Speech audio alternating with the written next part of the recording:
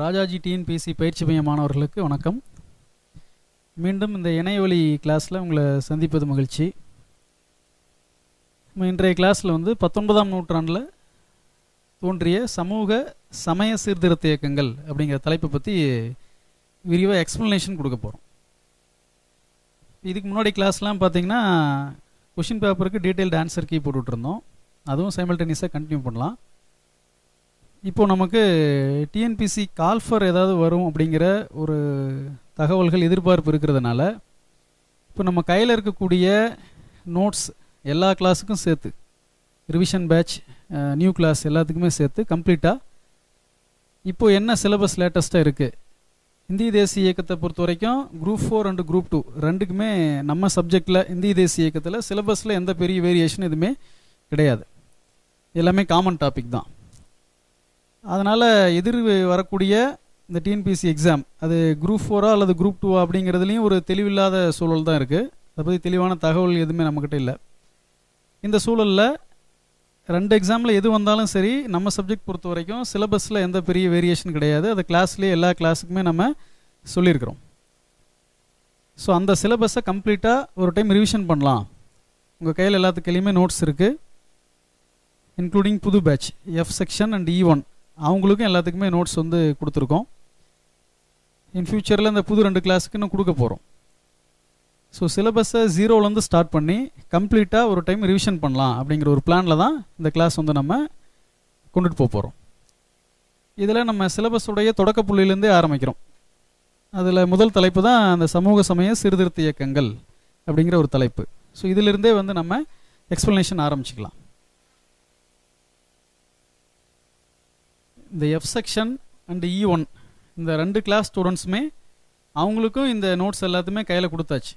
உங்களுக்கு explanation video போடுறதுக்கு முன்னாடி என்ன டாபிக் எக்ஸ்பிளைன் பண்ண போகிறோனோ அந்த நோட்ஸ் உங்கள் கையில் இருக்கும். புது செக்ஷனுக்குமே அந்த பிளானில் தான் இந்த எக்ஸ்ப்ளனேஷன் ஆரம்பிக்கிறோம். ஸோ தலைப்புக்குள்ளே போகலாம். நம்ம சமூக சமய சீர்திருத்த இயக்கங்கள். இந்த இயக்கங்கள் 19ஆம் நூற்றாண்டு, அதாவது 1800லேருந்து 1900 வரைக்கும் இந்தியாவில் பல்வேறு பகுதியில் தோன்றிய இயக்கம். இந்த இயக்கத்தை பற்றி தான் நம்ம படிக்க போகிறோம். இதான் நமக்கு சிலபஸில் இருக்குது. இந்த சமூக சமய சீர்திருத்த இயக்கங்களுக்கு வேறு பேர் என்னென்னா இந்திய மறுமலர்ச்சி இயக்கம் அப்படின்னு சொல்லிட்டு நம்ம பார்த்துருக்கோம் நோட்ஸில். நோட்ஸ் அது எல்லா கிளாஸுமே கொடுத்துருக்கோம். சமூக சமய சீர்திருத்த இயக்கங்களுக்கு வேறு பேர் என்னென்னா மறுமலர்ச்சி இயக்கங்கள் அப்படின்னு சொல்லிட்டு நம்ம சொல்கிறோம். அது என்ன மறுமலர்ச்சி அப்படின்னா, அந்த காலகட்டத்தில் பல்வேறு அமைப்புகள், நிறுவனங்கள், அமைப்புகள், அதே போல் தனிநபர்கள், இண்டிவிஜுவல்ஸ், இவங்க எல்லாமே இந்திய சமூகத்தில் பல்வேறு சீர்திருத்தத்தை கொண்டு வரதுக்கு முயற்சி பண்ணுறாங்க, ரீக்ளைம் பண்ணுறாங்க, புத்துயிர்ப்பாக்கம் கொடுக்குறாங்க. அன்றைய காலகட்டத்தில் இந்திய சமூகத்தில் பல்வேறு பிரச்சனைகள் இருந்தது. அது என்னன்னு பின்னாடி நம்ம பார்க்கலாம். அதே போல் சமயம் சார்ந்த பல்வேறு பிரச்சனைகள் இருந்தது. ஸோ இது எல்லாத்தையும் சீர்திருத்தணும் அப்படிங்கிற ஒரு நோக்கத்தில் பல்வேறு அமைப்புகள், தனிநபர்கள் பல்வேறு முயற்சி எடுத்துக்காங்க. இந்த கூட்டு முயற்சிக்கு பேர் தான் இந்திய மறுமலர்ச்சி அப்படின்னு சொல்லிட்டு சொல்கிறோம் நம்ம. இப்போ இந்திய மறுமலர்ச்சி அப்படிங்கிறது பல்வேறு அமைப்புகளும் தனிநபர்களும் சேர்ந்து இந்திய சமயத்திலையும், இந்து சமயம், அதே மாதிரி பார்சி சமயம், இஸ்லாம் சமயம், இந்த மாதிரி பல்வேறு சமயங்கள், சமயத்தில் இருந்த பல்வேறு பிரச்சனைகள், இந்திய சமூகத்தில் இருந்த பல்வேறு பிரச்சனைகள், அது எல்லாத்தையும் தீர்க்கணும் அப்படிங்கிறதுக்காக பல்வேறு சீர்திருத்தம், ரிஃபார்ம்ஸ் கொண்டுட்டு வராங்க. நிறைய புதுமையான எண்ணங்களை விதைக்கிறாங்க. ஸோ இந்த கூட்டு முயற்சிக்கு பேர் தான் இந்திய மறுமலர்ச்சி அப்படின்னு சொல்லிட்டு சொல்கிறோம். இதுதான் நம்ம சிலபஸுடைய ஆரம்ப புள்ளி. ஸோ இந்த முயற்சியை முன்னெடுத்த அமைப்புகள் மற்றும் தனிநபர்கள், இவங்களை பற்றி தான் இந்த தலைப்பில் நம்ம படிக்க போகிறோம். சரி, இந்த மறுமலர்ச்சி இயக்கத்துடைய நோக்கம் என்ன, சமூக அதே போல் சமய சீர்திருத்த இயக்கங்களுடைய நோக்கம் என்னன்னு பார்த்தீங்கன்னா, தனிநபர் மற்றும் சமூகத்துடைய நலவாழ்வு. ஒரு தனிநபர், இண்டிவிஜுவல், ஒரு சமூகம், சொசைட்டி, இது ரெண்டுமே வெல் டு டூவாக இருக்கணும் அப்படிங்கிறது தான் இந்த சமூக சமய சீர்திருத்த இயக்கத்துடைய நோக்கம். ஸோ இது எந்த நூற்றாண்டுன்னு கேட்டால் 19ஆம் நூற்றாண்டு தான். நம்ம அந்த இடைப்பட்ட காலத்தில் தோன்றின அமைப்புகள், அந்த காலத்தில் வாழ்ந்த தனிநபர்கள், அவங்க சமூகத்துக்கு கொடுத்த பங்களிப்பு என்ன, சமயத்துக்கு கொடுத்த பங்களிப்பு என்ன அப்படிங்கிறதான் தலைப்பில் நம்ம படிக்க போகிறோம். இந்த இயக்கங்களுக்கு வேறு பேர் மறுமலர்ச்சி இயக்கம் அப்படின்னு சொல்லிட்டு சொல்கிறோம். இந்திய மறுமலர்ச்சினா என்னன்னு சொல்லியிருக்கோம். இந்திய சமூகத்தில் இண்டிவிஜுவல், தனிநபர்கள், அமைப்புகள் பல்வேறு சீர்திருத்தத்தை கொண்டுட்டு வரதுக்கு முயற்சி பண்ணுறாங்க. அந்த முயற்சியுடைய இன்னொரு பேர் தான் இந்திய மறுமலர்ச்சி அப்படின்னு சொல்கிறோம். இதனுடைய நோக்கம் என்னன்னா, தனிநபர் மற்றும் சமூகத்துடைய நலவாழ்வு தான் இதனுடைய நோக்கம் அப்படின்னு சொல்லிட்டு சொல்கிறோம். நம்ம ஏற்கனவே சொன்னோம், இந்த அமைப்புகள் தனிநபர்கள்லாம் சமூகத்தில் சமயத்தில் இருந்த பிரச்சனைகளுக்கு தீர்வு சொன்னாங்க, புதிய யோசனைகள் சொன்னாங்க, அதில் பல்வேறு புத்தாக்கத்தை கொண்டுட்டு வந்தாங்க அப்படின்னு சொல்லிட்டு நம்ம சொல்கிறோம். சரி, சமூகத்தில் சமயத்தில் என்னென்ன பிரச்சனைகள்லாம் அன்றைய காலகட்டத்தில் இருந்தது அப்படின்னு பார்த்தீங்கன்னா, சமூகம் சார்ந்த பிரச்சனைகள். இதில் முதன்மையானது அறியாமை, அதே போல் கல்வி அறிவு இல்லாதது, இல்லிட்ரஸி. இது அன்றைய இந்திய சமூகத்தில் இருந்த ஒரு பெரிய பிரச்சனையாக இருந்தது. சமூக ஏற்றத்தாழ்வுக்கு இது மிக மிக முக்கியமான ஒரு காரணமாக இருக்குது. அறியாமை, அதே போல் கல்வி அறிவின்மை முக்கியமான ஒரு காரணம். இது சமூகத்தில் இருந்த முதன்மையான பிரச்சனை. எல்லாத்துக்கும் கல்வி அறிவு கிடைக்கல. அதே போல் சமூகத்தில் இருந்த பிராமணர்கள் ஆதிக்கம், அவங்களுக்கு கீழே இருக்கக்கூடிய எல்லா கம்யூனிட்டியுமே கண்ட்ரோல் பண்ணும் அப்படிங்கிற நோக்கத்தில் பல்வேறு செயல்பாடுகள் வந்து செயல்படுத்துகிறாங்க. அது ஒரு முக்கியமான பிரச்சனையாக அன்றைய சமூகத்தில் இருந்தது. அதே போல் ஜாதி முறை, சமூகத்தில் பல்வேறு அடுக்குகளாக இருக்கக்கூடிய ஜாதி முறை, இதுவும் ஒரு முக்கியமான சமூக பிரச்சனை. தீண்டத்தகாத மக்கள், இந்த மாதிரி பார்க்கத்தகாத மக்கள், இந்த மாதிரி பல்வேறு பிரச்சனைகள் அந்த காலகட்டத்தில் இருந்தது. அதே போல் மிக முக்கியமானது பெண்களின் நிலை. ஒரு பெண் குழந்தை பிறக்கிறதுலேருந்து இந்த பெண் குழந்தை கல்யாணம் பண்ணி கொடுக்குற வரைக்குமே பல்வேறு ஸ்டேஜஸ்லையுமே பல்வேறு சிரமங்களை அந்த குழந்தைகள் எதிர்கொண்டாங்க. பெண் குழந்தை பிறந்த உடனேயே கொலை செய்கிறது, அதான் ஃபீமேல் இன்ஃபான்டிசைட். அதே போல் அந்த குழந்தை வளர்ந்து பெரியவங்களாகும்போது இள வயதிலேயே மேரேஜ் பண்ணி கொடுத்துறது, குழந்தை திருமணம், சைல்டு மேரேஜ். அடுத்தது அந்த குழந்தை கல்யாணம் பண்ணி பின்னாடி கணவர் ஏதாவது இறந்துட்டாங்கன்னா அவங்க மறுமணம் செஞ்சிக்க கூடாது, விடோ ரீமேரேஜ் எதுவுமே அன்றைய காலகட்டத்தில் அங்கீகரிக்கப்படாத ஒரு சப்ஜெக்டாக இருந்தது. அது ஒரு துயரம் அவங்களுக்கு. அவங்க பொது நிகழ்ச்சியில் பங்கெடுக்கக்கூடாது அப்படிங்கிற ஒரு பிரச்சனை, சொத்துல பங்கு இல்லாதது, இதெல்லாம் அன்றைய சமூகத்தில் இருந்த பெரும்பான்மையான பெண்களின் நிலைப்பாடு அன்றைக்கி இருந்தது. இதெல்லாம் சமூகம் சார்ந்த பிரச்சனைகள். ஸோ இதில் எல்லாத்துலேயுமே ரிஃபார்ம்ஸ் கொண்டு வந்தது, சீர்திருத்தத்தை கொண்டு வந்தது தான் அந்த அமைப்புகள் எல்லாமே. அதான் சமூக சீர்திருத்த இயக்கங்கள். ஸோ சமூகம் சார்ந்த பிரச்சனை, அறியாமை, கல்வி அறிவின்மை, பிராமணர்கள் ஆதிக்கம், ஜாதி முறை, பெண்களின் நிலை, இதெல்லாம் முக்கியமான எடுத்துக்காட்டுகள், சமூகத்தில் இருந்த பிரச்சனைக்குரிய எடுத்துக்காட்டு. சரி, அடுத்தது சமயம் சார்ந்த பிரச்சனைலாம் என்ன இருந்தது? ஒன்று உருவ வழிபாடு, உருவத்தை வழிபடுறது. இது பல்வேறு குழப்பங்களை அன்றைய காலகட்டத்தில் விளைவிச்சது. பல்வேறு உருவங்கள், பல்வேறு கடவுள்கள், பல்வேறு வழிபாட்டு முறைகள் இருந்தது. ஒரு எளிய சாதாரண ஒரு குடிமகன் இறைவனை அணுகிறதுல பல்வேறு டிஃபிகல்ட்டிஸ் இருந்தது அன்றைய காலகட்டத்தில். ஸோ உருவ வழிபாடு சமயத்தில் இருந்த மிக முக்கியமான பிரச்சனை. அதுக்கடுத்தது பல கடவுள் கோட்பாடு, பல கடவுள்களை வணங்குறது. அதுவும் ஒரு சிக்கலான வழிபாட்டு முறை வந்து உருவாக்குனது. அந்தந்த பகுதி சார்ந்து பல்வேறு கடவுள்களை வழிபடுறது. அடுத்தது சடங்குகள் மற்றும் விழாக்கள். ஸோ இந்த கடவுளை வழிபடணும்னா அதுக்கு ஒரு வழிமுறைகளை உருவாக்கி வச்சுருந்தாங்க பிராமணர்கள். இந்தந்த வழிமுறையில் போனால் தான் கடவுளை போய் ரீச் பண்ண முடியும் அப்படின்னு சொல்லக்கூடிய சடங்குகள், பல்வேறு சடங்குகள் இருந்தது. அது மட்டும் இல்லாமல் விழாக்கள், பெரும் பொருட்செலவில் பல்வேறு விழாக்கள் அடிக்கடி நடந்துட்டு இருந்தது. ஸோ இது எல்லாமே ஒரு சாதாரண ஒரு எளிய ஒரு குடிமகன் இறைவனை போய் அணுகிறதுல பல்வேறு டிஃபிகல்ட்டியை, சிரமத்தை ஏற்படுத்தினது. ஸோ இதெல்லாம் சமயத்தில் இருந்த பிரச்சனைகள் அன்றைய காலகட்டத்தில். ஸோ இந்த சமூக பிரச்சனை, சமய பிரச்சனை, இது ரெண்டுலேயுமே சீர்திருத்தத்தை கொண்டு வந்தது தான் அந்த அமைப்புகள் எல்லாமே. ஸோ அதுதான் சமூக சமய சீர்திருத்த இயக்கங்கள், அமைப்புகள். இதில் இயக்கங்கள் மட்டும் இல்லாமல் தனிநபருடைய பங்களிப்புமே நிறைய இருக்குது. ஸோ அதை பற்றி தான் அந்த தலைப்பில் நம்ம விரிவாக பார்க்க போகிறோம். சமூகத்தில் இருந்த பிரச்சனை, சமயத்தில் இருந்த பிரச்சனைகள், இது ரெண்டையும் ரிஃபார்ம்ஸ் கொண்டு வந்தது, புத்துயிர்ப்பு கொடுத்தது, பல்வேறு புதிய யோசனைகள் சொன்னது. இன்றைய நவீன காலத்துக்கு தகுந்தாப்புல அதில் ரிஃபார்ம்ஸ் கொண்டு வந்த அமைப்புகள், தனிநபர்கள், இவங்க தான் இந்த சமூக சமய சீர்திருத்த இயக்கங்கள். இந்த இயக்கங்களுக்கு இன்னொரு பேர் தான் என்ன சொல்கிறோம்? மறுமலர்ச்சி இயக்கம் அப்படின்னு சொல்லிட்டு சொல்கிறோம். சரி, இப்போ நம்ம பார்த்தோம் சமூக சமய சீர்திருத்த இயக்கங்கள்னா என்ன, அதனுடைய நோக்கம் என்ன, இந்திய மறுமலர்ச்சி அப்படின்னா என்ன, அன்றைய கால சமூகத்தில் சமயத்தில் இருந்த பிரச்சனைகள்லாம் என்னென்ன அப்படிங்கிறத பற்றி சும்மா மேலோட்டமாக ஒரு டிஸ்கஷன், ஒரு எக்ஸ்ப்ளனேஷன் போனது. இப்போ இந்த சீர்திருத்த இயக்கங்கள் தோன்ற காரணம் என்ன, எந்த அடிப்படையில் என்னென்ன காரணம் இந்த இயக்கங்கள் உருவாகிறது காரணம்னு பார்த்தீங்கன்னா, ஒன்று அரசியல் ஒற்றுமை. அது ஆங்கிலேயர் ஏற்படுத்தினது அந்த அரசியல் ஒற்றுமை. இந்தியா முழுவதும் ஒரே நாடு அப்படிங்கிற எண்ணத்தை இந்தியர்கள் மத்தியில் உருவாக்குனதே யாருன்னு பார்த்தீங்கன்னா ஆங்கிலேயர்கள் தான். அவங்க ஏற்படுத்தின அரசியல் ஒற்றுமைக்கு பின்னாடி தான் அந்த மாதிரியான ஒரு அமைப்பு, ஒரு எண்ணம் வந்து உருவானது. இதுதான் இந்திய தேசியம் அப்படின்னு சொல்லிட்டு நம்ம சொல்கிறோம். இந்த அரசியல் ஒற்றுமை ஏற்பட்ட பின்னாடி தான் இந்தியா அப்படிங்கிற ஒரு எண்ணம் மனதில் உருவாகுது. அதன் பின்னாடி தான் நம்மெல்லாம் இந்தியர்கள் அப்படிங்கிற ஒரு உயர்வான எண்ணம், நமக்கு இந்து சமயம் ஒரு சமயம் இருக்குது, அதுவும் உயர்ந்த சமயம் அப்படிங்கிற எண்ணம், இதெல்லாம் இந்த அரசியல் ஒற்றுமை ஏற்பட்ட பின்னாடி உருவான நிகழ்வு. ஸோ இந்த அரசியல் ஒற்றுமை ஏற்படுத்துறது ஆங்கிலேயர்கள். ஸோ சீர்திருத்த இயக்கங்கள்லாம் தோன்ற அந்த அரசியல் ஒற்றுமையும் ஒரு காரணம். அடுத்தது காலனி ஆதிக்கம், ஆங்கிலேயர் கொடுத்த கடுமையான நெருக்கடி, அவங்க மதத்தை பரப்புனது, அதே போல் இந்து மதத்தில் இருந்த குறைபாடுகளை சுட்டி காட்டினது.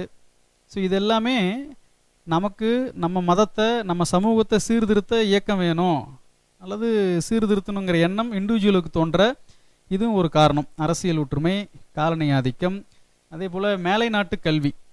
ஸோ இங்கிலீஷ் நம்ம படிச்சிருக்கிறோம். வில்லியம் பெண்டிங் காலகட்டத்தில் ஆங்கில மொழி அறிவிக்கிறாங்க பயிற்று மொழியாக பள்ளி மற்றும் கல்லூரியில். ஸோ அதுக்கு பின்னாடி பார்த்திங்க அப்படின்னா இந்தியர்கள் மேலை நாட்டு கல்வி இங்கிலீஷ் படித்ததுனால போய் ஃபாரின் படிக்கக்கூடிய சான்ஸ் கிடச்சிது. ஸோ அங்கே இருக்கக்கூடிய சமூகத்தோட இந்திய சமூகத்தை கம்பேர் பண்ணி பார்க்குறாங்க. அங்கே சொசைட்டியில் மக்கள்லாம் எப்படி சம உரிமை பெற்று வாழ்கிறாங்க, அதை அப்படியே இந்திய சமூகத்தில் கம்பேர் பண்ணும்போது இங்கே என்னென்ன சமூகத்தில் இருக்கக்கூடிய குறைபாடுகள் என்னென்ன பிரச்சனைகள்லாம் இருக்குது அப்படிங்கிறத படித்த இந்தியர்கள் அதை கம்பேர் பண்ணி பார்த்தா அதை சீர்திருத்தத்துக்கு ஸ்டெப்ஸ் எடுக்கிறாங்க. ஸோ இந்த சீர்திருத்த இயக்கங்கள் தோன்ற மேலை நாட்டு கல்வியும் ஒரு பங்களிப்பு கொடுக்குது. அதே போல் செய்தித்தாள்கள், நியூஸ் பேப்பர்ஸ், இந்த பத்திரிகைகள் மூலமாக பெரிய பெரிய தலைவர்களுடைய கருத்துக்கள்லாம் மக்களை போய் சேருது. இது இந்திய தேசிய இயக்கம் நடக்கிறதுக்கு இந்த செய்தித்தாளுடைய பங்களிப்பு மிக முக்கியமான காரணம். அதே போல் சீர்திருத்த இயக்கங்கள், இந்த இயக்கங்கள் உருவாவதற்கும் இந்த செய்தித்தாள்களுடைய பங்களிப்பு முக்கியமான காரணமாக இருக்குது. ஒரு முக்கியமான தலைவர், தேச தலைவர் ஒரு சமூகம் சார்ந்த ஒரு கருத்தை எடுத்துரைக்கிறதுக்கு இந்த செய்தித்தாள்களை ஒரு டூலாக பயன்படுத்துகிறார். அப்போ அது மக்களை போய் எளிமையாக ரீச் ஆகுது. ஸோ இதுவும் ஒன் ஆஃப் த ரீசன், செய்தித்தாள்கள் மிக முக்கியமான ஒரு காரணம். அடுத்தது அயல் நாட்டவர்களின் பங்களிப்பு. படிச்சிருக்கோம், இந்து மதம் உயர்ந்த கருத்துக்களை கொண்ட மதம் அப்படிங்கிறத ஆராய்ச்சி பண்ணி மார்க்ஸ் முல்லர், வில்லியம் ஜோன்ஸ் இவங்க 2 பேரும் வெளியிட்டாங்க அப்படின்னு சொல்லிட்டு நம்ம படிச்சிருக்கிறோம். ஸோ அவங்களாம் ரிசர்ச் பண்ணி சொன்ன பின்னாடி தான் நமக்கு நம்ம மதத்துடைய தொன்மை தெரியுது, பழமை தெரியுது, உயர்ந்த கருத்துக்கள் அதில் என்னென்ன இருக்குது அப்படிங்கிறத வெளிப்படுத்துறது அயல்நாட்டோருடைய ரிசர்ச்சும் வெளிப்படுத்துது. ஸோ அவங்க பங்களிப்புமே இந்து மதம் உயர்வான மதம், அந்த மதத்தை முற்காலத்தில் இந்த மதத்தில் இந்த பெனிஃபிட்ஸ்லாம் இருக்குது, இப்படி இருக்குது, சூழல் இருக்குது, இன்றைக்கி அந்த மதங்கள் எப்படி டைவர்ட் ஆயிடுச்சு, என்னென்ன பிரச்சனைகள் இருக்குது, மதம் சார்ந்த பிரச்சனைகள் இருக்குது, இதெல்லாம் கம்பேர் பண்ணி பார்க்குறதுக்கு நமக்கு சௌகரியமாக இருந்தது இந்த ஃபாரினர்ஸோடைய ரிசர்ச் ஒர்க். அதெல்லாம் அதில் முக்கியமான 2 பேர் தான் marks Muller and William Jones. அடுத்தது இந்த சீர்திருத்த இயக்கம் தோன்ற மிக முக்கியமான இன்னொரு காரணம் அன்றைக்கு இருந்த சமூக நிலை, சொசைட்டியில் இருந்த பல்வேறு பிரச்சனை. அதான் ஏற்கனவே சொல்லியிருக்கோம், சமூகத்தில் இருந்த பல்வேறு பிரச்சனை, அறியாமை, கல்வி அறிவின்மை, பிராமணர்கள் ஆதிக்கம், ஜாதி முறை, பெண்களின் நிலை, இந்த டிஸ்பாரிட்டி இருந்தது, இந்த வேறுபாடு சமூகத்தில் ஃபுல்லாக இருந்தது. ஸோ இந்த சமூக நிலையினால் அடித்தட்டில் இருக்கக்கூடிய மக்கள் கடுமையாக பாதிக்கப்படுறாங்க, தாழ்த்தப்பட்ட மக்கள், ஒடுக்கப்பட்ட மக்கள் கடுமையாக பாதிக்கப்படுறாங்க. ஸோ அங்கிருந்து ஒரு சில சீர்திருத்தவாதிகள் உருவாகிறாங்க. அவங்க சமூக நிலை, அவங்களுடைய வாழ்க்கை தரம் இதெல்லாம் மேம்படுத்தணும் அப்படிங்கிற அடிப்படையில் பல்வேறு தலைவர்கள் அங்கிருந்து உருவாகிறாங்க.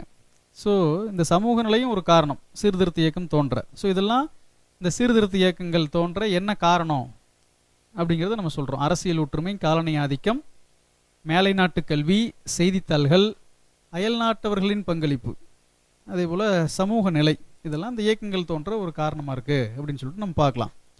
ஸோ இந்த எக்ஸ்ப்ளனேஷன்லாம் சும்மா காதில் கேட்டு வச்சுக்கோங்க, இதுக்கு தனியாக நோட்ஸ்லாம் ஒன்றும் தேவையில்லை.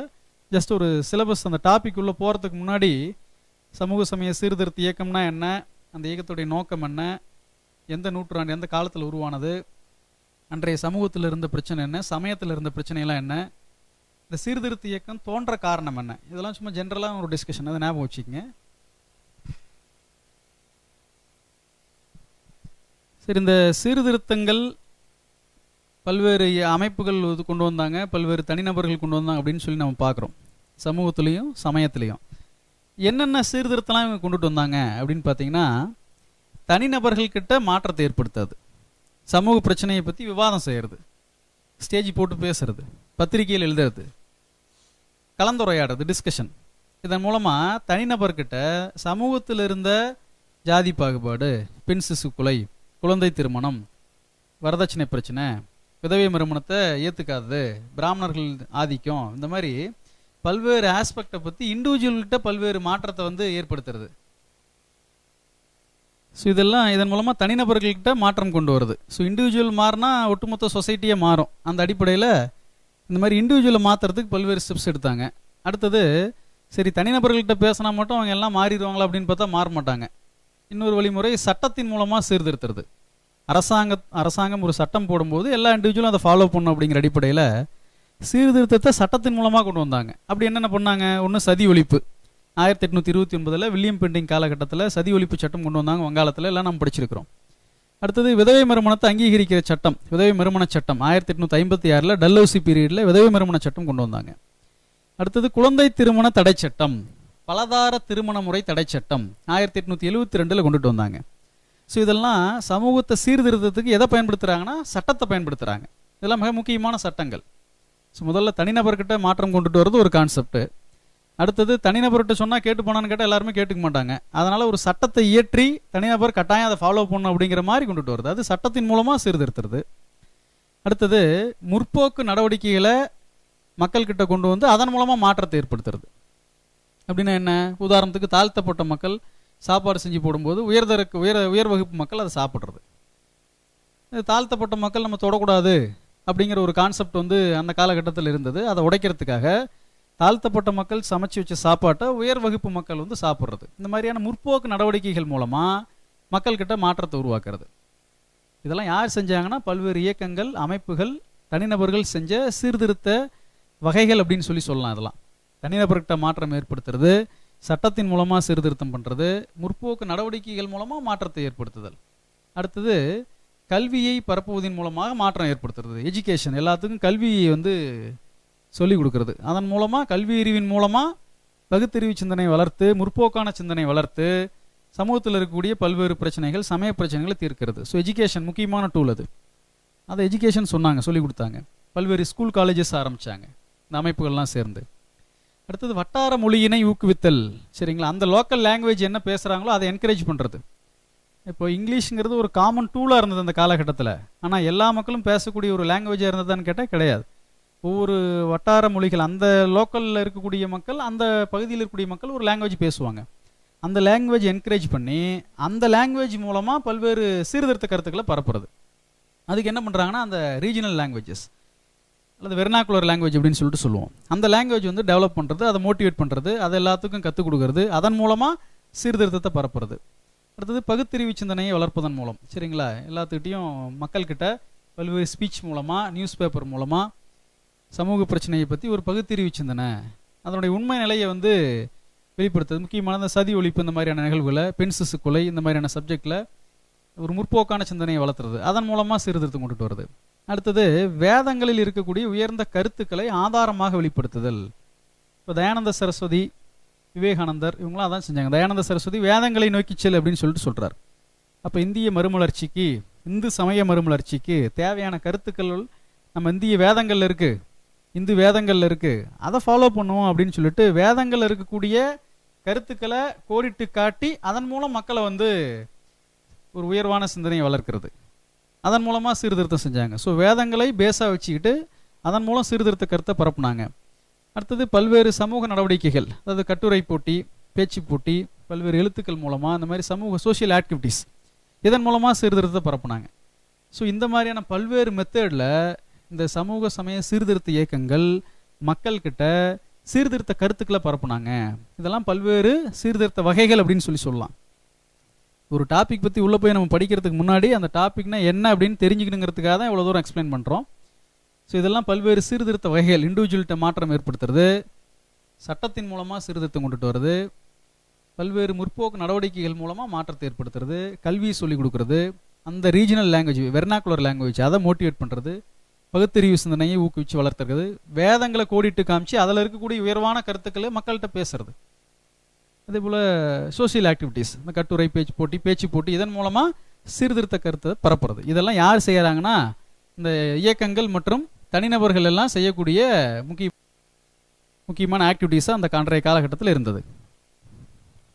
அடுத்தது இந்த மறுமலர்ச்சி இயக்கங்களையே ரெண்டாக பிரிக்கலாம். ஒன்று சீர்திருத்த இயக்கங்கள், இன்னொன்று புத்துயிர்ப்பு இயக்கங்கள் அப்படின்னு சொல்லிட்டு சொல்லலாம். அது என்ன சார் சீர்திருத்த இயக்கம்னு பார்த்தீங்கன்னா, உதாரணத்துக்கு பிரம்ம சமாஜம், பிரார்த்தனை சமாஜம், அலிகார் இயக்கம், இதெல்லாம் சீர்திருத்த இயக்கங்கள் அப்படிங்கிற கிளாசிஃபிகேஷனில் கொண்டுட்டு வரலாம். அவங்களாம் என்ன பண்ணாங்கன்னா சீர்திருத்தத்தின் மூலமாக சமூகத்துடைய அடிப்படை கட்டமைப்பை மாற்றுவதற்கு முயற்சி செஞ்சாங்க அவங்கெல்லாம். இப்போ பிரம்ம சமாஜம், பிரார்த்தனை சமாஜம், அலிகார் இயக்கம்லாம் முஸ்லீம்கள்கிட்ட, இஸ்லாமியர்கள்கிட்ட நவீன கல்வி சீர்திருத்தம், இது ரெண்டையும் கொண்டு வரணும் அப்படிங்கிற நோக்கத்தில் ஆரம்பிக்கப்பட்டது அலிகார் இயக்கம். இந்த மாதிரி பிரம்ம சமாஜம், பிரார்த்தனை சமாஜம் எல்லாமே சீர்திருத்தத்தின் மூலமாக சமூகத்துடைய அடிப்படை கட்டமைப்பு, சமூகத்தில் இருக்கக்கூடிய பல்வேறு பிரச்சனைகளை இந்த சீர்திருத்தத்தின் மூலமாக மாற்றணும் அப்படிங்கிறத அந்த சீர்திருத்த இயக்கங்கள் செஞ்ச வேலை. அதுக்கு தான் உதாரணமாக பிரம்ம சமாஜம், பிரார்த்தனை சமாஜம், அலிகார் இயக்கம் இதெல்லாம் சொல்லலாம். இது ஒரு டைப் மறுமலர்ச்சி இயக்கத்தில் சீர்திருத்த இயக்கங்கள்லேருந்து ஒரு வகை, ஒரு கிளாசிஃபிகேஷன். அடுத்தது புத்துயிர்ப்பு இயக்கங்கள்னு ஒன்று சொல்லுவோம். அது என்னென்னா ஆரிய சமாஜம், உதாரணத்துக்கு ராமகிருஷ்ண இயக்கம், தியோபந்த் இயக்கம், இதெல்லாம் புத்துயிர்ப்பு இயக்கங்கள். இவங்க என்ன சொல்கிறாங்கன்னா, பண்டைய காலத்தில் என்ன உயர்ந்த சித்தாந்தங்கள் அந்தந்த மதங்கள் இருந்ததோ அதை போய் படிச்சுக்கிட்டு வந்து அதை இன்னைக்கு இம்ப்ளிமெண்ட் பண்ணுறது. அதாவது பின்னோக்கி சென்று, இந்த பேக் டு வேதாஸ், பின்னோக்கி சென்று ஏற்கனவே பின்பற்றின உயர்ந்த சிந்தனை, அந்த சிந்தனையை இன்னைய தேதிக்கு கம்பேர் பண்ணி பார்க்கறது. ஸோ அதெல்லாம் என்னென்ன, இப்போ உதாரணத்துக்கு நம்ம ஏற்கனவே சொன்னோம், வேதங்களில் பல்வேறு உயர்ந்த கருத்துக்கள்லாம் சொல்லியிருக்கிறாங்க. அன்றைய கருத்துக்கள்லாம் இன்றைய சமூகத்தில் இல்லை. ஸோ வேதங்களில் சொன்னதை நம்ம ஃபாலோ பண்ணோம் அப்படின்னு சொல்லிட்டு தன்னுடைய மதத்துக்குள்ளாரியே ஏற்கனவே பின்பற்றின வழிமுறைகளை தேடி போகிறது தான் அந்த புத்துயிர்ப்பு இயக்கங்கள். அந்த புத்துயிர்ப்பு இயக்கங்களுக்கு உதாரணம் ஆரிய சமாஜம், ராமகிருஷ்ண இயக்கம், தியோபந்த் இயக்கம், இதெல்லாம் இந்த மாதிரி நிறைய சொல்லலாம். அப்படியே சீர்திருத்த இயக்கம் என்ன பண்ணுறதுன்னா, பல்வேறு நவீன சீர்திருத்தத்தை இப்போ சொல்லி கொடுத்து சமூகத்துடைய ஸ்ட்ரக்சரை மாற்றுறது, பழக்க வழக்கத்தை மாற்றுறது, அதெல்லாம் செஞ்சது இந்த சீர்திருத்த இயக்கம். புத்துயிர்ப்பு இயக்கம் அப்படியே பேக், பின்னாடி போகிறது. பண்டைய காலகட்டத்தில் என்ன முறை ஃபாலோ பண்ணுமோ அதை மீண்டும் கொண்டுட்டு வருது அப்படிங்கிறது அந்த புத்துயிர்ப்பு இயக்கங்களுடைய நோக்கமாக இருந்தது. ஸோ இதான் அந்த மறுமலர்ச்சி இயக்கங்களை ரெண்டாக வகைப்படுத்துகிறாங்க. ஸோ இது ஜென்ரலான ஒரு எக்ஸ்பிளனேஷன். சமூக சமய சீர்திருத்த இயக்கங்கள்னால் என்ன, இது எந்த நூற்றாண்டில் உருவானது? 19ஆம் நூற்றாண்டு. இந்த இயக்கங்களுக்கு வேறு பேர் என்ன? இந்திய மறுமலர்ச்சி இயக்கம். இந்த இந்திய மறுமலர்ச்சி அப்படின்னா என்ன? தனிநபர்கள், பல்வேறு அமைப்புகள்லாம் சேர்ந்து இந்திய சமூகத்தில் பல்வேறு சீர்திருத்தம் மற்றும் நவீன சிந்தனைகள் இதெல்லாம் கொண்டுட்டு வந்தாங்க. இந்த கூட்டு முயற்சிக்கு பேர் தான் இந்திய மறுமலர்ச்சி அப்படின்னு சொல்லி சொல்கிறோம். இந்த மறுமலர்ச்சி இயக்கத்துடைய நோக்கம் என்ன? தனிநபர் மற்றும் சமூகத்துடைய நலவாழ்வு, அவங்க எல்லாரும் நல்லா இருக்கணும் அப்படிங்கிறது தான். தனிநபர் நல்லா இருந்தால் ஒரு சொசைட்டி நல்லாயிருக்கும். இதை நோக்கமாக வச்சுக்கிட்டு செயல்பட்டது அந்த சமூக சமய சீர்திருத்த இயக்கங்கள். அன்றைக்கு சமூகத்தில் சமயத்தில் இருந்த பிரச்சனைகள் அப்படிங்கிறது என்னென்னு பார்த்தோம். நம்ம அந்த சீர்திருத்த இயக்கங்கள்லாம் தோன்றுவதற்கு காரணம் என்ற அன்றைய காலகட்டத்தில் என்னென்ன காரணம் இருந்தது? அரசியல் ஒற்றுமை, காலனி ஆதிக்கம், இந்த மாதிரி பல்வேறு காரணங்கள் பார்த்தோம். அடுத்தது என்னென்ன வழிமுறையில் இந்த சீர்திருத்தத்தை செஞ்சாங்க? தனிநபர் மூலமாக, சட்டத்தின் மூலமாக, முற்போக்கு சிந்தனையை உருவாக்குறது மூலமாக, கல்வியை பரப்புறது மூலமாக, இந்த மாதிரி பல்வேறு முறைகள், வேதங்களை எக்ஸாம்பிளாக எடுத்து சொல்கிறது, இந்த மாதிரி பல்வேறு முறைகளை சீர்திருத்தம் செஞ்சாங்க. அடுத்தது இந்த மறுமலர்ச்சி இயக்கத்தின் வகைகள் என்னன்னு சொல்லியிருக்கிறோம். சீர்திருத்த இயக்கங்கள்னு ஒன்று சொல்கிறோம், புத்துயிர்ப்பு இயக்கங்கள்னு சொல்கிறோம். ஸோ இதெல்லாம் ஒரு பேசிக்கான ஒரு ஐடியா. இந்த தலைப்புக்குள்ளே போகிறதுக்கு முன்னாடி இந்த தலைப்பை பற்றி உங்களுக்கு ஒரு அவுட்லைன் கொடுத்துருக்கேன். இதை 2-3 டைம் திரும்ப திரும்ப கேட்டிங்க அப்படின்னா ஒரு ஐடியா உங்களுக்கு கிடைக்கிறதுக்கு வாய்ப்பு இருக்குது. சரி, அடுத்தது நம்ம நோட்ஸுக்கு போகலாம். நம்ம எல்லா கையிலையுமே எல்லா ஸ்டூடெண்ட்ஸ் கையிலையுமே நோட்ஸ் இருக்கும். ஸோ அது அப்படியே நீங்கள் கம்பேரிட்டிவாக கூட பார்த்துக்கலாம். உங்கள் கையில் இருக்கக்கூடிய நோட்ஸ் தான் நம்ம பிடிஎஃபாக உங்களுக்கு முன்னாடி இமேஜில் இருக்குது. ஸோ இந்த சமூக சமய சீர்திருத்த இயக்கங்கள் அப்படிங்கிற தலைப்பில் 19ஆம் நூற்றாண்டில் இந்தியாவில் தோற்றுவிக்கப்பட்ட இந்த சமூக சமய சீர்திருத்த இயக்கங்களுக்கு பேர் தான் இந்திய மறுமலர்ச்சி இயக்கம் அப்படின்னு சொல்லி நம்ம சொல்கிறோம். இந்த மறுமலர்ச்சி சிந்தனை வளர அச்சு தொழில்நுட்பம், பிரிண்டிங், அது ஒரு முக்கியமான காரணம். ஏன்னா நியூஸ் பேப்பர் பிரிண்டிங் மூலமாக தான் நமக்கு கிடைச்சது. அதன் மூலமாக பல்வேறு கருத்துக்கள், உயர்ந்த கருத்துக்கள், பெரிய பெரிய தலைவர்களுடைய கருத்துக்கள் மக்களை போய் சேர்ந்தது. ஸோ இந்த அச்சு தொழில்நுட்பம், பிரிண்டிங் அப்படிங்கிறது ஒரு முக்கியமான ஒரு டெக்னாலஜி மறுமலர்ச்சி சிந்தனை வளர காரணம் அப்படின்னு சொல்லி சொல்கிறோம். அடுத்தது ஆங்கிலேய செல்வாக்கின் தாக்கத்திற்கு ஆட்பட்ட முதல் மாகாணம் எதுன்னு பார்த்தீங்கன்னா வங்காளம். அன்றைய காலகட்டத்தில் மற்ற எல்லா மாகாணத்தை கம்பேர் பண்ணும்போதும் வங்க மாகாணம் அப்படிங்கிறது சீக்கிரமாக ஆங்கிலேயருடைய அந்த வழக்கத்தை, நடைமுறையை ஈஸியாக அடாப்ட் பண்ணிட்ட மாகாணமாக இருந்தது அப்படின்னு சொல்லிட்டு சொல்கிறோம். ஸோ வங்கம். இதேபோல் பல்வேறு அமைப்புகள் வங்காளத்திலிருந்து தான் உருவாகி பல்வேறு சீர்திருத்த அமைப்புகள் இந்தியா முழுவதும் செயல்பட்டது. அதேபோல் இந்த இந்திய மறுமலர்ச்சியின் முன்னோடி யாருன்னு கேட்டால் ராஜாராம் மோகன் ராய். படிச்சிருக்கு நம்ம. இந்திய மறுமலர்ச்சி அப்படின்னா என்னென்னு நம்ம பார்த்தோம். சமூகத்தில் சீர்திருத்தம் கொண்டுட்டு வரதுக்குண்டான ஒரு முயற்சி. அந்த முயற்சி தான் இந்திய மறுமலர்ச்சி அப்படின்னு சொல்லிட்டு நம்ம சொல்கிறோம். இந்த இந்திய மறுமலர்ச்சியின் முன்னோடி யாருன்னு கேட்டாங்கன்னா ராஜாராம் மோகன் ராய். அடுத்தது பிரம்ம சமாஜம், மிக முக்கியமான ஒரு அமைப்பு. இந்த பிரம்ம சமாஜத்தை தோற்றுவித்தவர் யாருன்னு பார்த்துருக்கோம், ராஜாராம் மோகன் ராய். அவர் பிறந்தது 1772 மே 22 ஹூக்ளி, வெஸ்ட் பெங்காலில் மேற்கு வங்கத்தில் இருக்கக்கூடிய ஹூக்ளி மாவட்டம் ராதாநகர் வில்லேஜில் பிறக்கிறார். ராதாநகர் கிராமத்தில் பிறந்தவர். பிரம்ம சமாஜத்துக்கு முன்னாடியே ஆத்மீய சபை அப்படின்னு ஒரு அமைப்பு தோற்றுவிக்கிறார். 1815 ராஜாராம் மோகன் ராய் தோற்றுவித்த அந்த ஆத்மீய சபை தான் 1828 என்னவா மாறுதுன்னா பிரம்ம சமாஜமாக மாறுது. ஸோ பிரம்ம சமாஜம் அதுக்கு முன்னாடி என்ன அமைப்பாக இருந்திருக்குன்னு பார்த்தீங்கன்னா அப்படின்னா ஆத்மீய சபை அப்படிங்கிற ஒரு அமைப்பு. அது ஆத்மீய சபை எந்த ஆண்டுன்னா 1815. பிரம்ம சமாஜம் எந்த ஆண்டு நிறுவப்பட்டதுன்னா 1828. சரி, இந்த ஆத்மீய சபையுடைய பணிகள் எல்லாத்தையும் மேற்கொண்டவர் யாருன்னு கேட்டாங்கன்னா தேவேந்திரநாத் தாகூர், அதாவது ரவீந்திரநாத் தாகூருடைய தந்தை. ஆத்மீய சபையை பிரம்ம சமாஜம் என பெயர் மாற்றியவர் யாருன்னு கேட்டாலும் தேவேந்திரநாத் தாகூர் தான். ஸோ பிரம்ம சமாஜம் அதுக்கு முன்னாடி ஆத்மீய சபை அப்படிங்கிற ஒரு அமைப்பாக இருந்திருக்கு. இந்த ஆத்மீய சபையை தோற்றுவித்தவரும் ராஜாராம் மோகன் ராய் தான். இந்த ஆத்மீய சபை தான் 1828 பிரம்ம சமாஜமாக மாறுது. இந்த ஆத்மீய சபையுடைய ஒர்க்லாம் பார்த்தது யாருன்னு பார்த்தீங்கன்னா தேவேந்திரநாத் தாகூர். ஆத்மீய சபைக்கு பிரம்ம சமாஜம்னு பெயர் மாற்றினதும் தேவேந்திரநாத் தாகூர் தான். அடுத்தது பிரம்ம சமாஜம் முறைப்படி செயல்பட தொடங்கியினால் அஃபீஷியலாக கமெண்ட்ஸ் ஆனது எப்போன்னு பார்த்தீங்கன்னா 1830 ஜனவரி 22. ஸோ பெரும்பாலும் இது கேட்கறதுக்கு வாய்ப்பு இல்லை. இந்த பிரம்ம சமாஜம் நிறுவப்பட்ட ஆண்டு 1828, அதை கேட்கலாம். அடுத்தது பிரம்ம சமாஜத்தின் கொள்கை என்ன? ஒரே கடவுள் கொள்கை. ஸோ சமூகத்தில் அன்றைய காலகட்டத்தில் மதத்தில் பல்வேறு கடவுள்களை சமய ரீதியாக ஃபாலோ பண்ணிட்டு இருந்தாங்க. அப்படிலாம் கிடையாது, கடவுள் என்பவர் ஒருவரே அப்படிங்கிறது தான் இந்த பிரம்ம சமாஜத்துடைய கொள்கை. நம்ம பார்த்துருக்கோம், அன்றைய சமயத்தில் இருந்த பல்வேறு பிரச்சனைகளில் இந்த பல கடவுள் கோட்பாடு அப்படிங்கிறதும் ஒரு சிக்கலாக இருந்தது, ஒரு பிரச்சனையாக இருந்தது. அதுக்கு மாற்றாக தான் பிரம்ம சமாஜம் ஒரே கடவுள் அப்படிங்கிற கருத்தை முன்னிறுத்துது. அடுத்தது மோகன் ராய் 1805 14 வரைக்குமே ஆங்கில கிழக்கிந்திய வணிக குழுவில் பணியாற்றினவர். அடுத்த ஒரு முக்கியமான பாயிண்ட், மோகன் ராய்க்கு ராஜா என்ற பட்டத்தை வழங்கிய முகலாய மன்னர் யாருன்னு கேட்டால் இரண்டாம் அக்பர் ஷா அப்படின்னு சொல்லுவாங்க. முக்கியமானது, ராஜாராம் மோகன் ராய்க்கு அந்த ராஜா அப்படிங்கிற பட்டத்தை வழங்கினது யாருன்னு கேட்டாங்கன்னா இரண்டாம் அக்பர், முகல் எம்பரர், முகலாய மன்னர் இரண்டாம் அக்பர். அடுத்தது ராஜாராம் மோகன் ராயுடைய முக்கியமான புத்தகங்கள், நூல்கள் என்னென்ன வரிசையாக கொடுத்துருக்கோம். துபாட்டுல் முஹாதீன், அடுத்தது இயேசு கிறிஸ்துவின் கட்டளைகள், அமைதிக்கும் மகிழ்ச்சிக்கும் வழி, கிறிஸ்தவர்களிடம் முறையீடுகள். ஸோ இதெல்லாம் யாருடைய புத்தகம்னு பார்த்தீங்க அப்படின்னா ராஜாராம் மோகன் ராயுடைய முக்கியமான புத்தகங்கள். அடுத்தது ராஜாராம் மோகன் ராயுடைய முக்கியமான பத்திரிகைகள். சம்வாத் கௌமுதி 1821 வெளியிடப்பட்டது.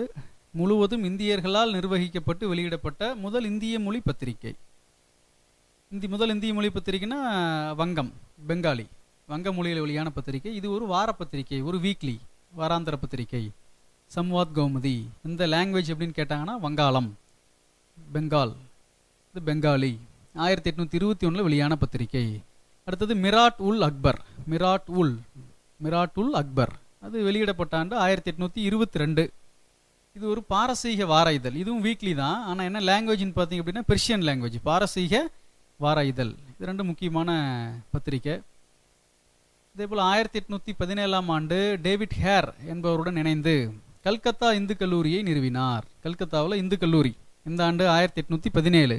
ராஜாராம் மோகன் ராய் யார் கூட சேர்ந்து இணைந்து இந்த கல்லூரியை எஸ்டாப்ளிஷ் பண்ணுறாருன்னா டேவிட் ஹேர் அப்படிங்கிறவர் கூட சேர்ந்து இந்த கல்லூரியை எஸ்டாப்ளிஷ் பண்ணுறார்.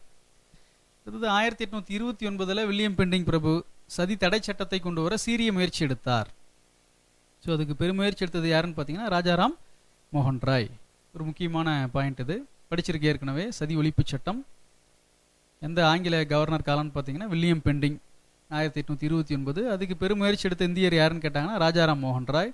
அதுக்கு சப்போர்ட் பண்ண இன்னொரு ஆங்கிலேயர் யாருன்னு பார்த்தீங்கன்னா வில்லியம் கேரி, அவருடைய பேர் வில்லியம் கேரி. நோட்ஸில் கூட நீங்கள் எழுதிக்கலாம், வில்லியம் கேரி அவருடைய பேர். ராஜாராம் மோகன் ராயும் இந்த வில்லியம் கேரி இவங்க ரெண்டு பேரும் சேர்ந்து தான் அந்த சட்டத்துக்கு பெருமுயற்சி எடுத்தாங்க. அடுத்தது 1830 ஆண்டு இரண்டாம் அக்பர் யாரு? ராஜாராம் மோகன் ராய்க்கு ராஜா அப்படிங்கிற பட்டத்தை வழங்கினவர். இரண்டாம் அக்பரின் ஓய்வூதியத்தை உயர்த்தி பெற இங்கிலாந்து சென்றார். பென்ஷன் அதை ஹைக் பண்ணி வாங்கணும் அப்படிங்கிறதுக்காக ராஜாராம் மோகன் ராய் இங்கிலாந்து போகிறார். 1833 செப்டம்பர் 27 இங்கிலாந்தில் உள்ள பிரிஸ்டல் அப்படிங்கிற இடத்துல காலமாயிடுறார் ராஜாராம் மோகன் ராய். ஸோ இதெல்லாம் அவர் தொடர்பான முக்கியமான பாயிண்ட்ஸ். பிரம்ம சமாஜத்தை தோற்றுவிக்கிறாரு. அதுக்கு முன்னாடி ஆத்மீய சபைன்னு ஒரு அமைப்பு இருக்குது. அந்த ஆத்மீய சபை தான் பிரம்ம சமாஜமாக வளர்ச்சி அடையுது. மோகன் ராயோடைய முக்கியமான நூல்கள் பார்த்தோம், பத்திரிகைகள் நம்ம பார்த்துருக்கோம். அடுத்தது அவருடைய சிறப்பு பெயர்கள். இப்போ இந்த பாயிண்ட்ஸ் எல்லாம் மேஜர், எல்லா பாயிண்ட்ஸுமே உங்களுக்கு ஸ்கூல் புத்தகத்தில் இருக்குது. எல்லா புத்தகத்தில் இருக்கக்கூடிய பாயிண்ட்டை கன்சால்டேட் பண்ணி தான் நோட்ஸ் உங்களுக்கு கொடுக்குறோம். அது கூட அடிஷனலாக ஒரு சில பாயிண்ட்ஸ் சேர்த்து கொடுக்குறோம் நம்ம. ஸோ இந்த பாயிண்ட்ஸ் நல்லா கோ த்ரூ பண்ணிக்கங்க. எந்த எக்ஸாமாக இருந்தாலும் சரி, அதாவது குரூப் 2 முன்னாடி வந்தாலும் சரி, குரூப் 4 முன்னாடி வந்தாலும் சரி, நம்ம அதை பற்றி கவலைப்பட தேவையில்லை. இது 2 எக்ஸாமுக்குமே நம்ம டாபிக் அப்படிங்கிறது எல்லாமே காமன் தான்.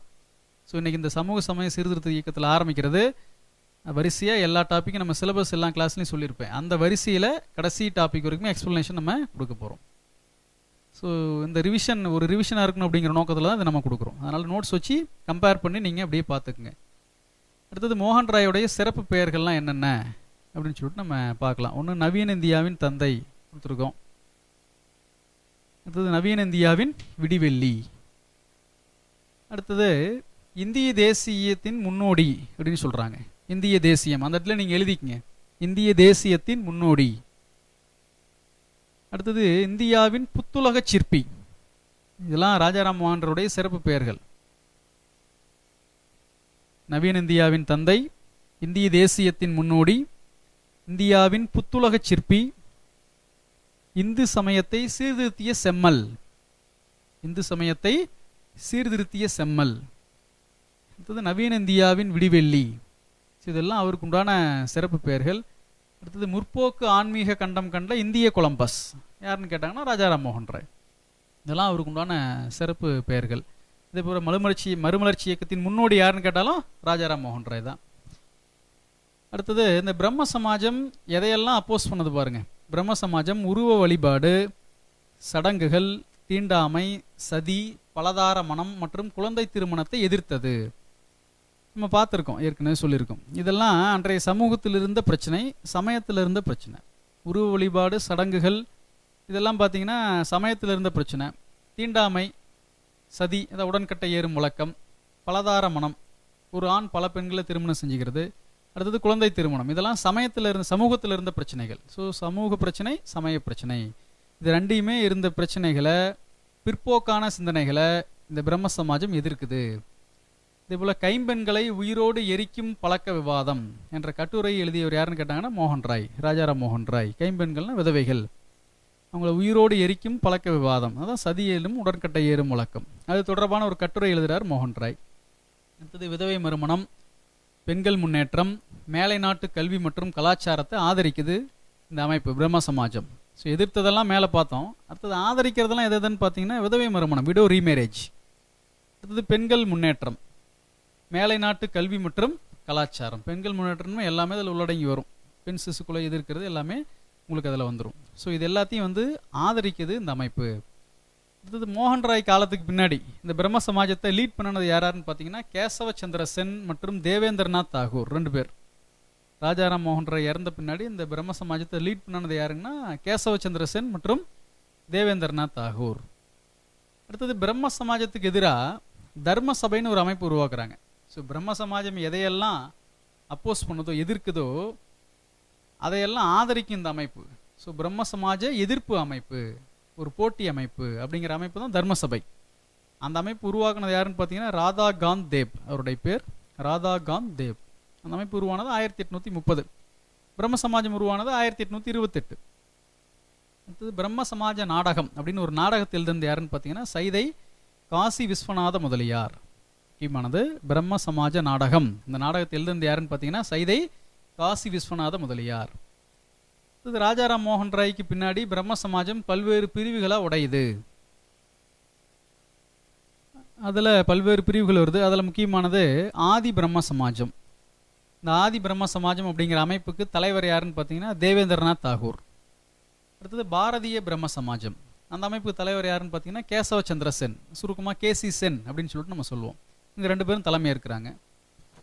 அடுத்தது 1838 அந்த இயரில் கல்கத்தாவில் தத்துவ போதினி சபையை தோற்றுவித்தவர் யாருன்னு பார்த்தா தேவேந்திரநாத் தாகூர். தேவேந்திரநாத் தாகூர் ஆதி பிரம்ம சமாஜத்துக்கு தலைவராக இருந்தவர். ஆதி பிரம்ம சமாஜம், பாரதிய பிரம்ம சமாஜம். ஆதி பிரம்ம சமாஜத்துக்கு தேவேந்திரநாத் தாகூர், பாரதிய பிரம்ம சமாஜத்துக்கு கேசி சென். ஸோ இந்த தத்துவ போதனி சபை அப்படிங்கிற சபையை கல்கத்தாவில் தோற்றுவித்தவர் தேவேந்திரநாத் தாகூர். எந்த ஆண்டு? 1838. இந்த தேவேந்திரநாத் தாகூருக்கு மகரிஷி அப்படின்னு ஒரு பேர் இருக்கு. மகரிஷி என சிறப்பிக்கப்படுபவர், அழைக்கப்படுபவர் யாருன்னு கேட்டாங்கன்னா தேவேந்திரநாத் தாகூர். அடுத்தது கேசவ சந்திர சென் பம்பூதினி பத்திரிகை என்ற பெண்களுக்கான பத்திரிகையை நடத்தியிருக்கார். ஸோ பம்பூதினி அப்படிங்கிற பெண்களுக்கான பத்திரிகையை நடத்தியவர் யாருன்னு கேட்டாங்கன்னா கேசவ சந்திர சென். அதேபோல் 1861 கேசவச்சந்திர சென், மன்மோகன் கோஷ் 2 பேரும் சேர்ந்து இந்தியன் மிரர் அப்படிங்கிற ஒரு பத்திரிகையை வந்து வெளியிடுறாங்க. எல்லாமே புத்தகத்தில் இருக்கக்கூடிய டேட்டாஸ் தான், ஸ்கூல் புத்தகத்தில் இருக்குது. நமக்கு ஸ்கூல் புத்தகம் ரொம்ப முக்கியமானது, அதுதான் அடிப்படை. நமக்கு அதெல்லாம் தரவாக படிச்சுக்கணும். இந்த இந்தியன் மிரர் அப்படிங்கிறது வாரம் 2 முறை வெளியாகும் பத்திரிகை, சரிங்களா. அடுத்தது 1864 தத்துவ போதினி என்ற தமிழ் இதழ், தமிழ் பத்திரிகை தொடங்கப்பட்டது. எந்த ஆண்டுன்னு கேட்டால் 1864. இதேபோல் கேசவச்சந்திர சென் சென்னைக்கு வருகை புரிந்தபோது வங்காளத்தின் இடிமின்னல் என அழைக்கப்பட்டார். இந்த தண்டர் போல்ட் ஆஃப் பெங்கால் அப்படின்னு சொல்லுவாங்க. கேசவச்சந்திர சென் சென்னைக்கு வந்தப்போ அவருக்கு ஒரு சிறப்பு பேர் கிடைக்குது. என்னன்னா வங்கத்தின் இடிமின்னல். கேட்கலாம், வங்கத்தின் இடிமின்னல் என சிறப்பிக்கப்படுபவர் யாருன்னு கேட்டாங்கன்னா கேசி சென், கேசவச்சந்திர சென். இது ரொம்ப முக்கியமானது. 1872 ஆண்டு கேசவச்சந்திர சென்னின் முயற்சியால் குழந்தை திருமண முறை தடை சட்டம், பலதார திருமண முறை தடை சட்டம், இந்த 2 சட்டம் கொண்டுட்டு வராங்க. இந்த 2 சட்டத்துக்கு பெருமுயற்சி எடுத்தது யாருன்னு பார்த்தீங்கன்னா கேசவச்சந்திர சென் 1872. அடுத்தது ஒரு ஸ்டேட்மெண்ட் கேசவச்சந்திர சென் சொன்னது, அனைத்து மதங்களிலும் உண்மைகள் இருந்தாக வேண்டும் என்பதல்ல, ஆனால் அனைத்து மதங்களும் உண்மையானவை. மதங்கள் எல்லாமே உண்மைதான், ஆனால் மதத்தில் சொல்லியிருக்கக்கூடிய கருத்துக்கள் எல்லாமே உண்மை அப்படின்லாம் சொல்ல முடியாது அப்படிங்கிறது அந்த ஸ்டேட்மெண்ட்டுடைய உள்ளார்ந்த அர்த்தம். சொன்னவர் யாருன்னு பார்த்தீங்கன்னா கேசவச்சந்திர சென். ஸோ இதெல்லாம் பிரம்ம சமாஜம் தொடர்பான விஷயங்கள். ஸோ இந்த பிரம்ம சமாஜத்தில் 3 முக்கியமான தலைவர்கள் நம்ம பார்த்துருக்குறோம். ஒருத்தர் ராஜாராம் மோகன் ராய், இந்த அமைப்பை நிறுவனவர். அடுத்தது தேவேந்திரநாத் தாகூர், அதுக்கு அடுத்தது கேசவச்சந்திர சென். ஸோ ராஜாராம் மோகன் ராயை பற்றி முக்கியமான பாயிண்ட்ஸ் பார்த்துருக்கோம் வரிசையாக. அடுத்தது தேவேந்திரநாத் தாகூர், அதுக்கு அடுத்தது கேசவச்சந்திர சென். ஸோ இந்த பிரம்ம சமாஜம் இந்த அமைப்பு எதெல்லாம் ஆதரிச்சதுன்னு படிச்சிருக்கோம், எதையெல்லாம் எதிர்த்தது அப்படின்னு சொல்லி படிச்சிருக்கோம். ஸோ சமூகத்தில் இருக்கக்கூடிய, சமயத்தில் இருக்கக்கூடிய பல்வேறு பிரச்சனைகள், பிற்போக்கான சிந்தனைகள், சிக்கல்கள், இதெல்லாத்தையும் எதிர்க்குது. மூட நம்பிக்கைகள், தவறான பழக்க வழக்கங்கள், இதெல்லாம் எதிர்க்குது. பல்வேறு நல்ல விஷயத்தை முற்போக்கான சிந்தனை வந்து ஆதரிக்குது. ஸோ இது இந்த அமைப்பு செஞ்ச சமூகத்துக்கு ஏற்படுத்தின முக்கியமான இம்பேக்டை நம்ம சொல்லியிருக்கோம். இதில் இந்த அமைப்பு சார்ந்த முக்கியமான தலைவர்கள், முக்கியமான பத்திரிகைகள், முக்கியமான புத்தகங்கள், இதெல்லாம் நம்ம பார்த்துருக்கோம். சரி, அடுத்த அமைப்பு பிரார்த்தனை சமாஜம். இதில் பார்த்தீங்கன்னா இந்த பிரார்த்தனை சமாஜம் தோற்றுவிக்கப்பட்ட ஆண்டு 1867. என்ன இயர்னு பார்த்தீங்கன்னா 1867. தோற்றுவித்தவர் யாருன்னு பார்த்தீங்கன்னா ஆத்மாராம் பாண்டுரங். கேசவச்சந்திர சென்னுடைய பம்பாய் வருகை. இந்த பம்பாய் வந்தப்போ அவர் கேசவச்சந்திர சென் நம்ம ஏற்கனவே பார்த்துருக்கோம், பிரம்ம சமாஜத்தில் முக்கியமான ஒரு தலைவர். அவர் போய் பம்பாய் போய் ஒரு ஸ்பீச் கொடுக்குறார். அவர் பம்பாய் போய் பேசினதில் ஈர்க்கப்பட்டு தோற்றுவிக்கப்பட்ட அமைப்பு தான் பிரார்த்தனை சமாஜம். அப்போ இந்த அமைப்பு எதிலிருந்து உதயமானதுன்னா பிரம்ம சமாஜத்திலிருந்து உதயமான அமைப்பு தான் பிரார்த்தனை சமாஜம். தோற்றுவித்தவர் யாருன்னு கேட்டால் ஆத்மாராம் பாண்டுரங். எங்கே தோற்றுவிக்கிறார்? பம்பாயில் தோற்றுவிக்கிறார். எந்த ஆண்டுன்னா 1867. இந்த பிரார்த்தனை சமாஜத்துடைய முக்கியமான தலைவர்கள் மகாதேவ கோவிந்த ரானடே, சுருக்கமாக MG ரானடே அப்படின்னு சொல்லி சொல்கிறோம். அடுத்தது ராமகிருஷ்ண கோபால் பந்தார்கர், சுருக்கமாக RG பந்தார்கர் அப்படின்னு சொல்லிட்டு சொல்லுவோம். 2 பேருமே முக்கியமான தலைவர்கள். அடுத்தது இந்த பிரார்த்தனை சமாஜத்துடைய முக்கியமான குறிக்கோள் என்ன? சத்தியமேவ ஜெயதே, அல்லது வாய்மையே வெல்லும். ஸோ இதுதான் இந்த அமைப்புடைய முக்கியமான குறிக்கோள். ஸோ பிரம்ம சமாஜம் என்னென்ன சமூக சமயம் சார்ந்த முன்னெடுப்புகளை, சீர்திருத்தங்களை செஞ்சதோ அதை அப்படியே இந்த பிரார்த்தனை சமாஜம் கண்டினியூ பண்ணுது. ஏன்னா அந்த பிரார்த்தனை சமாஜம் எதிலிருந்து உதயமானது தான்? பிரம்ம சமாஜத்திலிருந்து உதயமான அமைப்பு தான் பிரார்த்தனை சமாஜம். அடுத்தது 1842 நீதிபதி MG ரானடே நாசிக்கில் பிறந்தார். இந்த MG ரானடே ஏற்கனவே சொல்லியிருக்கோம், மகாதேவ கோவிந்த ரானடே. அவர் பிறந்த இடம் நாசிக். 1842 இவர் ஆங்கில அரசாங்கத்தில் நீதிபதியாக பணியாற்றினவர். இவர் பிரம்ம சமாஜத்திற்கு தன் வாழ்நாளை அர்ப்பணித்தார். பிரம்ம சமாஜத்திலையும் இருக்கார், பிரார்த்தனை சமாஜத்திலையும் முக்கியமான ஒரு தலைவராக இருக்கார். இந்த MG ரானடேவுக்கு உண்டான ஒரு சிறப்பு பெயர்கள் பார்க்கலாம். மேற்கிந்திய மறுமலர்ச்சியின் தந்தை, சரிங்களா, முக்கியமானது. அடுத்தது அரசியல் முனிவர், பொலிட்டிக்கல் செயின்ட், ஏற்கனவே கேட்டிருக்கிறாங்க. மகாராஷ்டிராவின் சாக்ரடீஸ், தாராளத்துவத்தின் ஆன்மீக தந்தை. இதெல்லாம் பாருங்க MG ரானடேவுக்கு உண்டான சிறப்பு பெயர்கள். ஏற்கனவே ராஜாராம் மோகன் ராய்க்கு உண்டான சிறப்பு பெயர்கள் பார்த்துருக்குறோம். தேவேந்திரநாத் தாகூருக்கு பார்த்துருக்கோம், நம்ம கேசி சென்க்கு பார்த்துருக்கோம், கேசவச்சந்திர சென்க்கு. இப்போ MG ரானடே அவருக்கு உண்டான சிறப்பு பெயர்கள் இதெல்லாம். அடுத்தது 1861 ஆண்டு MG ரானடே விதவைகள் மறுமண சங்கத்தை தோற்றுவித்தார். இது ஸ்கூல் புக்கில் இருக்கக்கூடிய பாயிண்ட். இதெல்லாம் MG ரானடே விதவைகள் மறுமண சங்கத்தை எந்த ஆண்டு தோற்றுவித்தார்னா 1861. விதவை மறுமண சட்டம் எந்த ஆண்டு? 1856. ஸோ விதவை மறுமண சங்கம் எந்த ஆண்டுன்னு கேட்டால் 1861. தோற்றுவித்தவர் யாருன்னு கேட்டால் எம்ஜி ரானடே. அவரே தான் 1870 பூனா சர்வோஜினிக் சபா அப்படின்னு ஒரு அமைப்பு தோற்றுவிக்கிறார், முக்கியமானது. 1884 தக்கான கல்விக் கழகம் அப்படிங்கிற ஒரு அமைப்பு. ஸோ இது ரெண்டுமே ரானடே தோற்றுவித்த அமைப்பு. அடுத்தது பிரார்த்தனை சமாஜம் தாழ்த்தப்பட்ட மக்களுக்காக இரவு பள்ளிகள், அநாத இல்லங்கள் மற்றும் பாதுகாப்பு இல்லங்களை நடத்தியது. ஸோ அந்த மக்கள் முன்னேற்றத்துக்காக இந்த பிரார்த்தனை சமாஜம் பாடுபடுது. இதே போல் தேசிய சமூக மாநாடு அப்படிங்கிற அமைப்பை தோற்றுவித்தவர் யாருன்னு கேட்டாலும் எம்ஜி ரானடே. ஸோ இதெல்லாம் பிரார்த்தனை சமாஜம் அதனோட தொடர்புடைய தலைவர்கள் தொடர்பான பாயிண்ட்ஸ் நம்ம சொல்லியிருக்கிறோம். ஸோ பிரார்த்தனை சமாஜம் தோற்றுவிக்கப்பட்ட ஆண்டு 1867. தோற்றுவித்தவர் யாருன்னு கேட்டாங்கன்னா ஆத்மாராம் பாண்டுரங். எந்த அமைப்பிலிருந்து உதயமானதுன்னா பிரம்ம சமாஜத்திலிருந்து. எங்கு தோற்றுவிக்கப்பட்ட அமைப்புனா பம்பாயில் தோற்றுவிக்கப்பட்ட அமைப்பு. ஸோ இதெல்லாம் முக்கியமான பாயிண்ட்ஸ் கொடுத்துருக்கோம், கவனமாக படிச்சுக்கங்க. சரி, அடுத்த முக்கியமான அமைப்பு ஆரிய சமாஜம், மிக முக்கியமானது. இந்த ஆரிய சமாஜம் தோற்றுவிக்கப்பட்ட ஆண்டு 1875 ஏப்ரல் 10. தோற்றுவித்தவர் யாருன்னு கேட்டாங்கன்னா தயானந்த சரஸ்வதி. எங்கு பம்பாயில் தோற்றுவிக்கப்பட்ட அமைப்பு. இதுக்கு ஹெல்ப் பண்ணது யாருன்னு கேட்டாங்கன்னா எம்ஜி ரானடே. ஏற்கனவே படிச்சிருக்கோம் அவரை பற்றி. இந்த ஆரிய சமாஜம் முதல்ல தோற்றுவித்தது பம்பாயில். அதுக்கப்புறம் அதனுடைய தலைமையிடம் ஹெட் குவார்ட்டர்ஸ் எங்கே மாற்றுறாங்கன்னா லாகூருக்கு மாற்றுறாங்க. அது 1877. அதே போல் பஞ்சாப் பகுதியில் இந்த ஆரிய சமாஜம் பெரும் தாக்கத்தை ஏற்படுத்தின ஒரு அமைப்பாக வளர்ந்தது. ஸோ தோற்றுவித்தது 1875 பம்பாய். லாகூருக்கு எப்போ மாற்றுறாங்கன்னா 1877 மாற்றுறாங்க.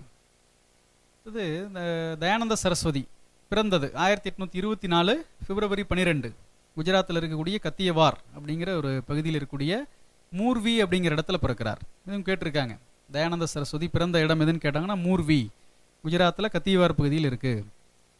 அவருடைய இயற்பெயர் என்னன்னு கேட்டால் மூல் சங்கர். தயானந்த சரஸ்வதியின் இயற்பெயர் என்னன்னு கேட்டாங்கன்னா மூல் சங்கர். சமஸ்கிருத மொழியில் புலமை பெற்று விளங்கினார். இதெல்லாம் ஒரு தொடர்பான சின்ன சின்ன பாயிண்ட்ஸ். இதெல்லாம் அவருடைய குரு யாருன்னு கேட்டால் விராஜ்நந்தர், ஒரு கண் பார்வையற்றவர். ஸோ தயானந்தரின் குரு யாருன்னு கேட்டாங்கன்னா விராஜ்நந்தர். இதெல்லாம் ஸ்கூல் புக்கில் இருக்கக்கூடிய பாயிண்ட்ஸ். ரிவிஷன் ஸ்டூடெண்ட்ஸ்லாம் பல முறை இது நீங்கள் படிச்சிருப்பீங்க. புதுசாக வந்திருக்கக்கூடிய ஸ்டூடெண்ட்டும் கிளாஸில் ஒரு முறை நடத்தியிருப்போம்.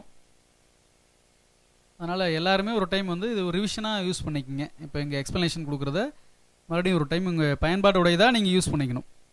அடுத்தது தயானந்த சரஸ்வதி முக்கியமான ஒரு ஸ்டேட்மெண்ட், வேதங்களை நோக்கி செல், கோ பேக் டு வேதாஸ். ஏற்கனவே சொன்னோம், புத்துயிர்ப்பு இயக்கங்களுக்கு உதாரணமாக அந்த ஆரிய சமாஜத்தை சொன்னோம். ஆரிய சமாஜம் என்ன சொல்லுது பாருங்கள், வேதங்களை நோக்கி செல். நீங்கள் புதுசாக எதுவுமே இப்போலாம் தேட வேண்டாம். நம்ம பண்டைய வேதங்கள்லேயே இந்து சமயத்துடைய மறுமலர்ச்சிக்கு, இந்தியாவுடைய மறுமலர்ச்சிக்கு தேவையான அத்தனை விஷயத்து இருக்குது. அதனால தான் வேதங்களை நோக்கி செல் அப்படின்னு சொல்லிட்டு தயானந்த சரஸ்வதி சொல்கிறார். அங்கே இருக்கக்கூடிய வேதங்களில் சொல்லியிருக்கக்கூடிய உயர்ந்த கருத்துக்களை நம்ம பின்பற்றினாலே போதும் அப்படிங்கிறது தான் அந்த ஆரிய சமாஜத்துடைய முக்கியமான ஒரு ஸ்டேட்மெண்ட். அடுத்தது வேதங்கள் எல்லா உண்மைகளையும் உள்ளடக்கியுள்ளதாக கருதினார் யார், தயானந்த சரஸ்வதி. அதனால தான் எதை நோக்கி போகணும்னு சொல்கிறாரு, வேதங்களை நோக்கி செல் அப்படின்னு சொல்லிட்டு சொல்கிறார். இதுபோல் வேதங்களை அடிப்படையாக கொண்ட தயானந்தர் புராணங்களை புறக்கணித்தார். வேதங்களை ஏற்றுக்கிட்ட தயானந்தர் எதை புறக்கணித்தார்னா புராணங்கள். ஸோ தயானந்தர் தொடர்பான ஒரு 4 பாயிண்ட் கொடுத்து 4 ஸ்டேட்மெண்ட் கொடுத்து எது சரி எது தவறுன்னு கேட்கலாம், ஸ்கூல் புக்கிலேருந்து எடுக்கலாம். அப்படி எடுத்தால் இந்த மாதிரி பாயிண்ட்ஸ் எல்லாம் கவனமாக நீங்கள் படிச்சுக்கணும். அடுத்தது மதம் மாறிய இந்துக்களை மீண்டும் இந்து சமயத்தில் சேர்ப்பதற்காக சுத்தி இயக்கத்தை தொடங்கினார். முக்கியமான ஒரு இயக்கம் அது. மதம் மாற்றம், அதாவது இந்து சமயத்திலிருந்து வேற ஒரு மதத்துக்கு, கிறிஸ்துவ சமயத்துக்கோ அல்லது இஸ்லாம் சமயத்துக்கோ ஒருத்தர் மாறி போயிருந்தாங்கன்னா அவங்கள மீண்டும் இந்து சமயத்திற்கு கொண்டு வருவதற்காக தொடங்கப்பட்ட இயக்கம் தான் எந்த இயக்கம், சுத்தி இயக்கம். தொடங்கியவர் யாருன்னு கேட்டாங்கன்னா தயானந்த சரஸ்வதி. இது முக்கியமான 2 கருத்தை சொல்றார். சுதேசி, இதே போல இந்தியா இந்தியருக்கே அப்படிங்கிற முழக்கங்களை முதலில் கூறியவர் யாருன்னு கேட்டால் தயானந்த சரஸ்வதி. சுதேசி அப்படின்னா உள்நாடு, உள்நாட்டு பொருட்கள், இந்தியா அப்படிங்கிற ஒரு எண்ணம். இந்தியா இந்தியருக்கே, இப்போ இந்தியாவை யார் ரூல் பண்ணிட்டு இருக்காங்கன்னா ஆங்கிலேயர் ரூல் பண்ணிட்டு இருக்காங்க. ஸோ இந்தியா யாருக்கு உண்டானது, இந்தியர்களுக்கு உண்டானது அப்படிங்கிற முழக்கம். இதை முதல்ல சொன்னது யாருன்னு கேட்டால் தயானந்த சரஸ்வதி. இதெல்லாம் இந்திய தேசியத்துக்கு, இந்திய விடுதலை போராட்டத்துக்கே ஒரு தூண்டுகோலாக இருந்த ஒரு ஸ்டேட்மெண்ட்ஸ் இதெல்லாம். அடுத்தது இந்து சமயத்தின் மார்ட்டின் லூதர் அப்படின்னு அவருக்கு ஒரு சிறப்பு பேர் இருக்குது. ஸோ மார்ட்டின் லூதர் ஒரிஜினலாக ஜெர்மனி, தெரிஞ்சிருங்க எல்லாத்துக்குமே. ஸோ இந்து சமயத்தின் மார்ட்டின் லூதர் யாருன்னு கேட்டாங்கன்னா தயானந்த சரஸ்வதி. அடுத்தது இன்னொரு ஸ்டேட்மெண்ட் என்னென்னா, 19ஆம் நூற்றாண்டில் தோன்றிய இந்திய மறுமலர்ச்சியின் தந்தை அப்படின்னு ரவீந்திரநாத் தாகூர் தயானந்த சரஸ்வதி சொல்கிறார். இந்த பாயிண்ட்டு நோட்ஸில் கொடுக்கல, அந்த இடத்துல அப்டேட் பண்ணிக்கோங்க. 19ஆம் நூற்றாண்டில் தோன்றிய இந்திய மறுமலர்ச்சியின் தந்தை யாருன்னு கேட்டாங்கன்னா தயானந்த சரஸ்வதி. சொன்னது யாருன்னு கேட்டாங்கன்னா ரவீந்திரநாத் தாகூர். நீங்கள் கவனமாக பார்க்கணும். அதில் இந்திய மறுமலர்ச்சியின் தந்தை அப்படின்னா நம்ம ராஜாராம் மோகன் ராயை சொல்கிறோம். அவருக்கு அந்த சிறப்பு பேர் உண்டு. 19ஆம் நூற்றாண்டில் தோன்றி இந்திய மறுமலர்ச்சியின் தந்தை யாருன்னு கேட்டாங்கன்னா, அல்லது ரவீந்திரநாத் தாகூர் யாரை சொன்னார் அப்படின்னு சொல்லி கேட்டால் தயானந்த சரஸ்வதி. ஸ்கூல் புக்கில் இருக்கக்கூடிய பாயிண்ட் இது. அதனால் இதை கொஞ்சம் நோட்ஸில் நீங்கள் அப்டேட் பண்ணிக்கணும், முக்கியமானது. அடுத்தது தயானந்தருடைய முக்கியமான புத்தகங்கள். 1875 வெளியான சத்யார்த்த பிரகாஷ். எந்த மொழினா ஹிந்தி. இந்நூல் ஆரிய சமாஜத்தின் பைபிள் என அழைக்கப்படுகிறது. முக்கியமானது. ஆரிய சமாஜத்தின் பைபிள் எதுன்னு கேட்டாங்கன்னா சத்யார்த்த பிரகாஷ். என்ன மொழி? ஹிந்தி மொழி. அடுத்தது வேத பாஷ்ய பூமிகா, வேத பாஷ்யா. இது ரெண்டும் எந்த மொழி புத்தகம்னா சமஸ்கிருத மொழி புத்தகம். இதெல்லாம் யாருடைய புத்தகம்? தயானந்தருடைய புத்தகம். தயானந்தரின் குறிக்கோள் வாசகம் வாய்மையை வெல்லும் பொய்மை அல்ல. முக்கியமான ஒரு ஸ்டேட்மெண்ட் இது. இது தயானந்தருடைய முக்கியமான சீடர்கள். லாலா லஜபதி ராய் முக்கியமான ஒரு தேசிய இயக்க தலைவர். அடுத்து லாலா ஹன்ஸ்ராஜ் மற்றும் பண்டித குருதத், இவங்களாம் முக்கியமான சீடர்கள். கோகலே மற்றும் திலகர் ஆகியோர் ஆரிய சமாஜ கருத்துக்களில் தீவிர ஈடுபாடு கொண்டிருந்தனர். பின்னாடி நம்ம படிப்போம். கோகலே ஏற்கனவே படிச்சிருக்கோம். இந்திய தேசிய இயக்கத்தில் மிக முக்கியமான ஒரு தலைவர், ஒரு மிதவாத தலைவர் கோபாலகிருஷ்ண கோகலே. அதே போல் இந்திய தேசிய இயக்கத்தில் தீவிரவாதிகள் பிரிவில் மிக முக்கியமான தலைவர் யாருன்னா திலகர். இவங்க ரெண்டு பேருமே கொள்கை அடிப்படையில் வேறுபட்டவங்க. ஆனால் அவங்க ரெண்டு பேருமே எந்த அமைப்பில் ஒரு ஒருமித்த கருத்தோடு இருக்காங்கன்னு பார்த்தீங்கன்னா ஆரிய சமாஜ கருத்துக்களில் ஒரே ஈடுபாடு கொண்டு இருக்கிறாங்க கோகலே மற்றும் திலகர். அடுத்தது தயானந்தர் 1883 அக்டோபர் 30 அஜ்மீரில் காலமாகிறார். ஸோ இந்த டேட்லாம் எல்லாமே எக்ஸாக்டாக ஞாபகம் வச்சுக்கணுங்கிற அவசியம் இல்லை. ஒரு டைம் கோ த்ரூ பண்ணிக்கங்க, அதுவே போதுமானது. 1886ஆம் ஆண்டு முதல் டிஏவி பள்ளி. அது என்ன டிஏவி பள்ளி? தயானந்த ஆங்கிலோ வேதிக் ஸ்கூல். தயானந்த ஆங்கிலோ, ஆங்கில கல்வியும் சொல்லிக் கொடுக்கும், வேதிக் வேத கல்வியும் சொல்லிக் கொடுக்கும். அவருடைய கோட்பாடு அதான, வேதங்களை நோக்கி செல். இந்த டிஏவி ஸ்கூல் தயானந்த ஆங்கிலோ வேதிக் பள்ளி எங்கே தொடங்குறாங்கன்னா லாகூரில் தோற்றுவிக்கப்பட்டது. எந்த ஆண்டு? 1886. இது வேத மற்றும் ஆங்கில கல்வியை கற்பித்தது. ரைட். இதன் முன்னோடிகள் யாராருன்னு பார்த்தீங்கன்னா லாலா லஜபதி ராய் மற்றும் லாலா ஹன்ஸ்ராஜ். ரெண்டு பேருமே இந்த டிஏவி ஸ்கூலுடைய முன்னோடிகள் அப்படின்னு சொல்லிட்டு சொல்கிறோம். அடுத்தது 28/9/1929 இயற்றப்பட்டு 1930 ஏப்ரல் 1 நடைமுறைக்கு வந்த சாரதா சட்டம் முக்கியமானது.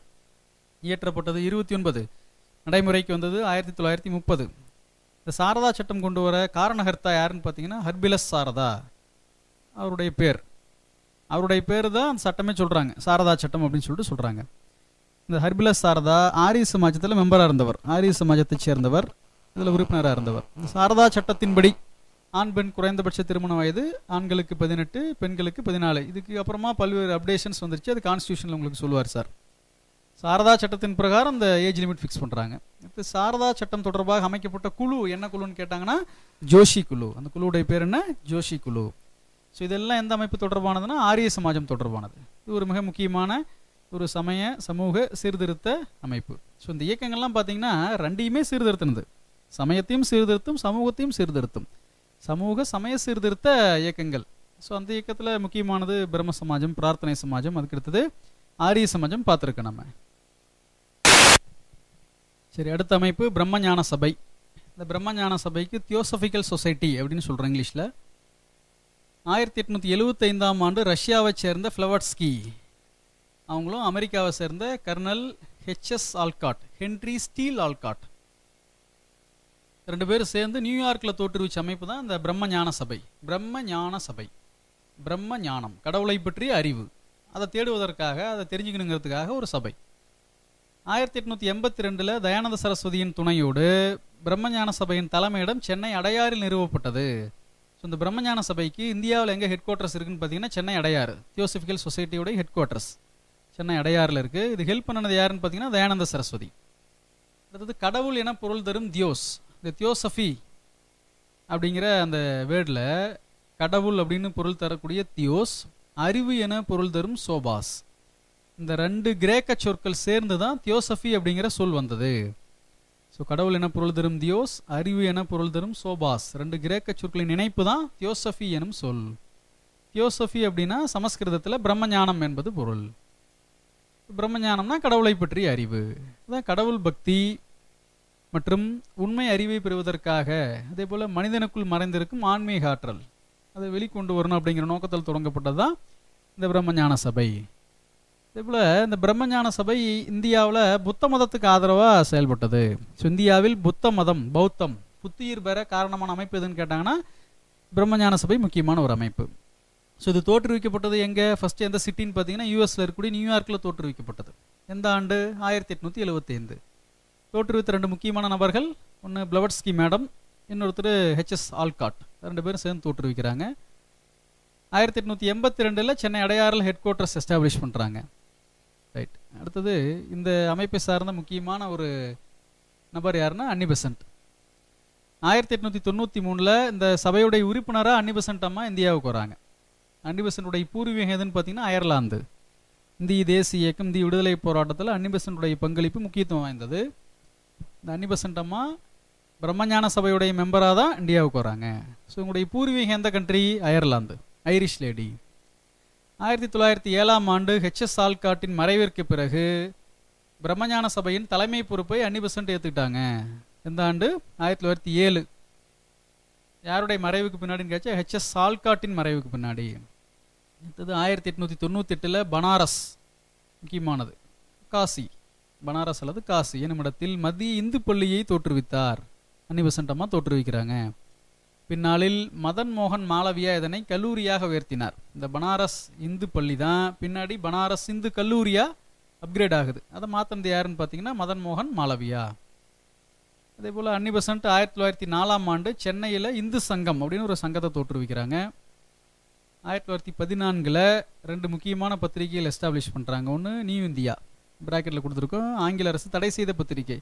ஏன்னா ஆங்கில அரசுக்கு எதிரான பல்வேறு கருத்துக்கள் அந்த பத்திரிகையில் எழுதி வெளியிட்டதுனால அந்த பத்திரிகையை பிரிட்டிஷ் அரசாங்கம், ஆங்கில அரசு தடை செய்யுது. அதை பின்னாடி நம்ம படிக்கலாம் இந்திய விடுதலை போராட்டத்தில். அடுத்தது இன்னொரு பத்திரிகை வந்து காமன்வீல், காமன்வெல்த் அப்படின்னு சொல்லுவாங்க, பொது நலம் அப்படின்னு சொல்லுவாங்க அந்த பத்திரிகை.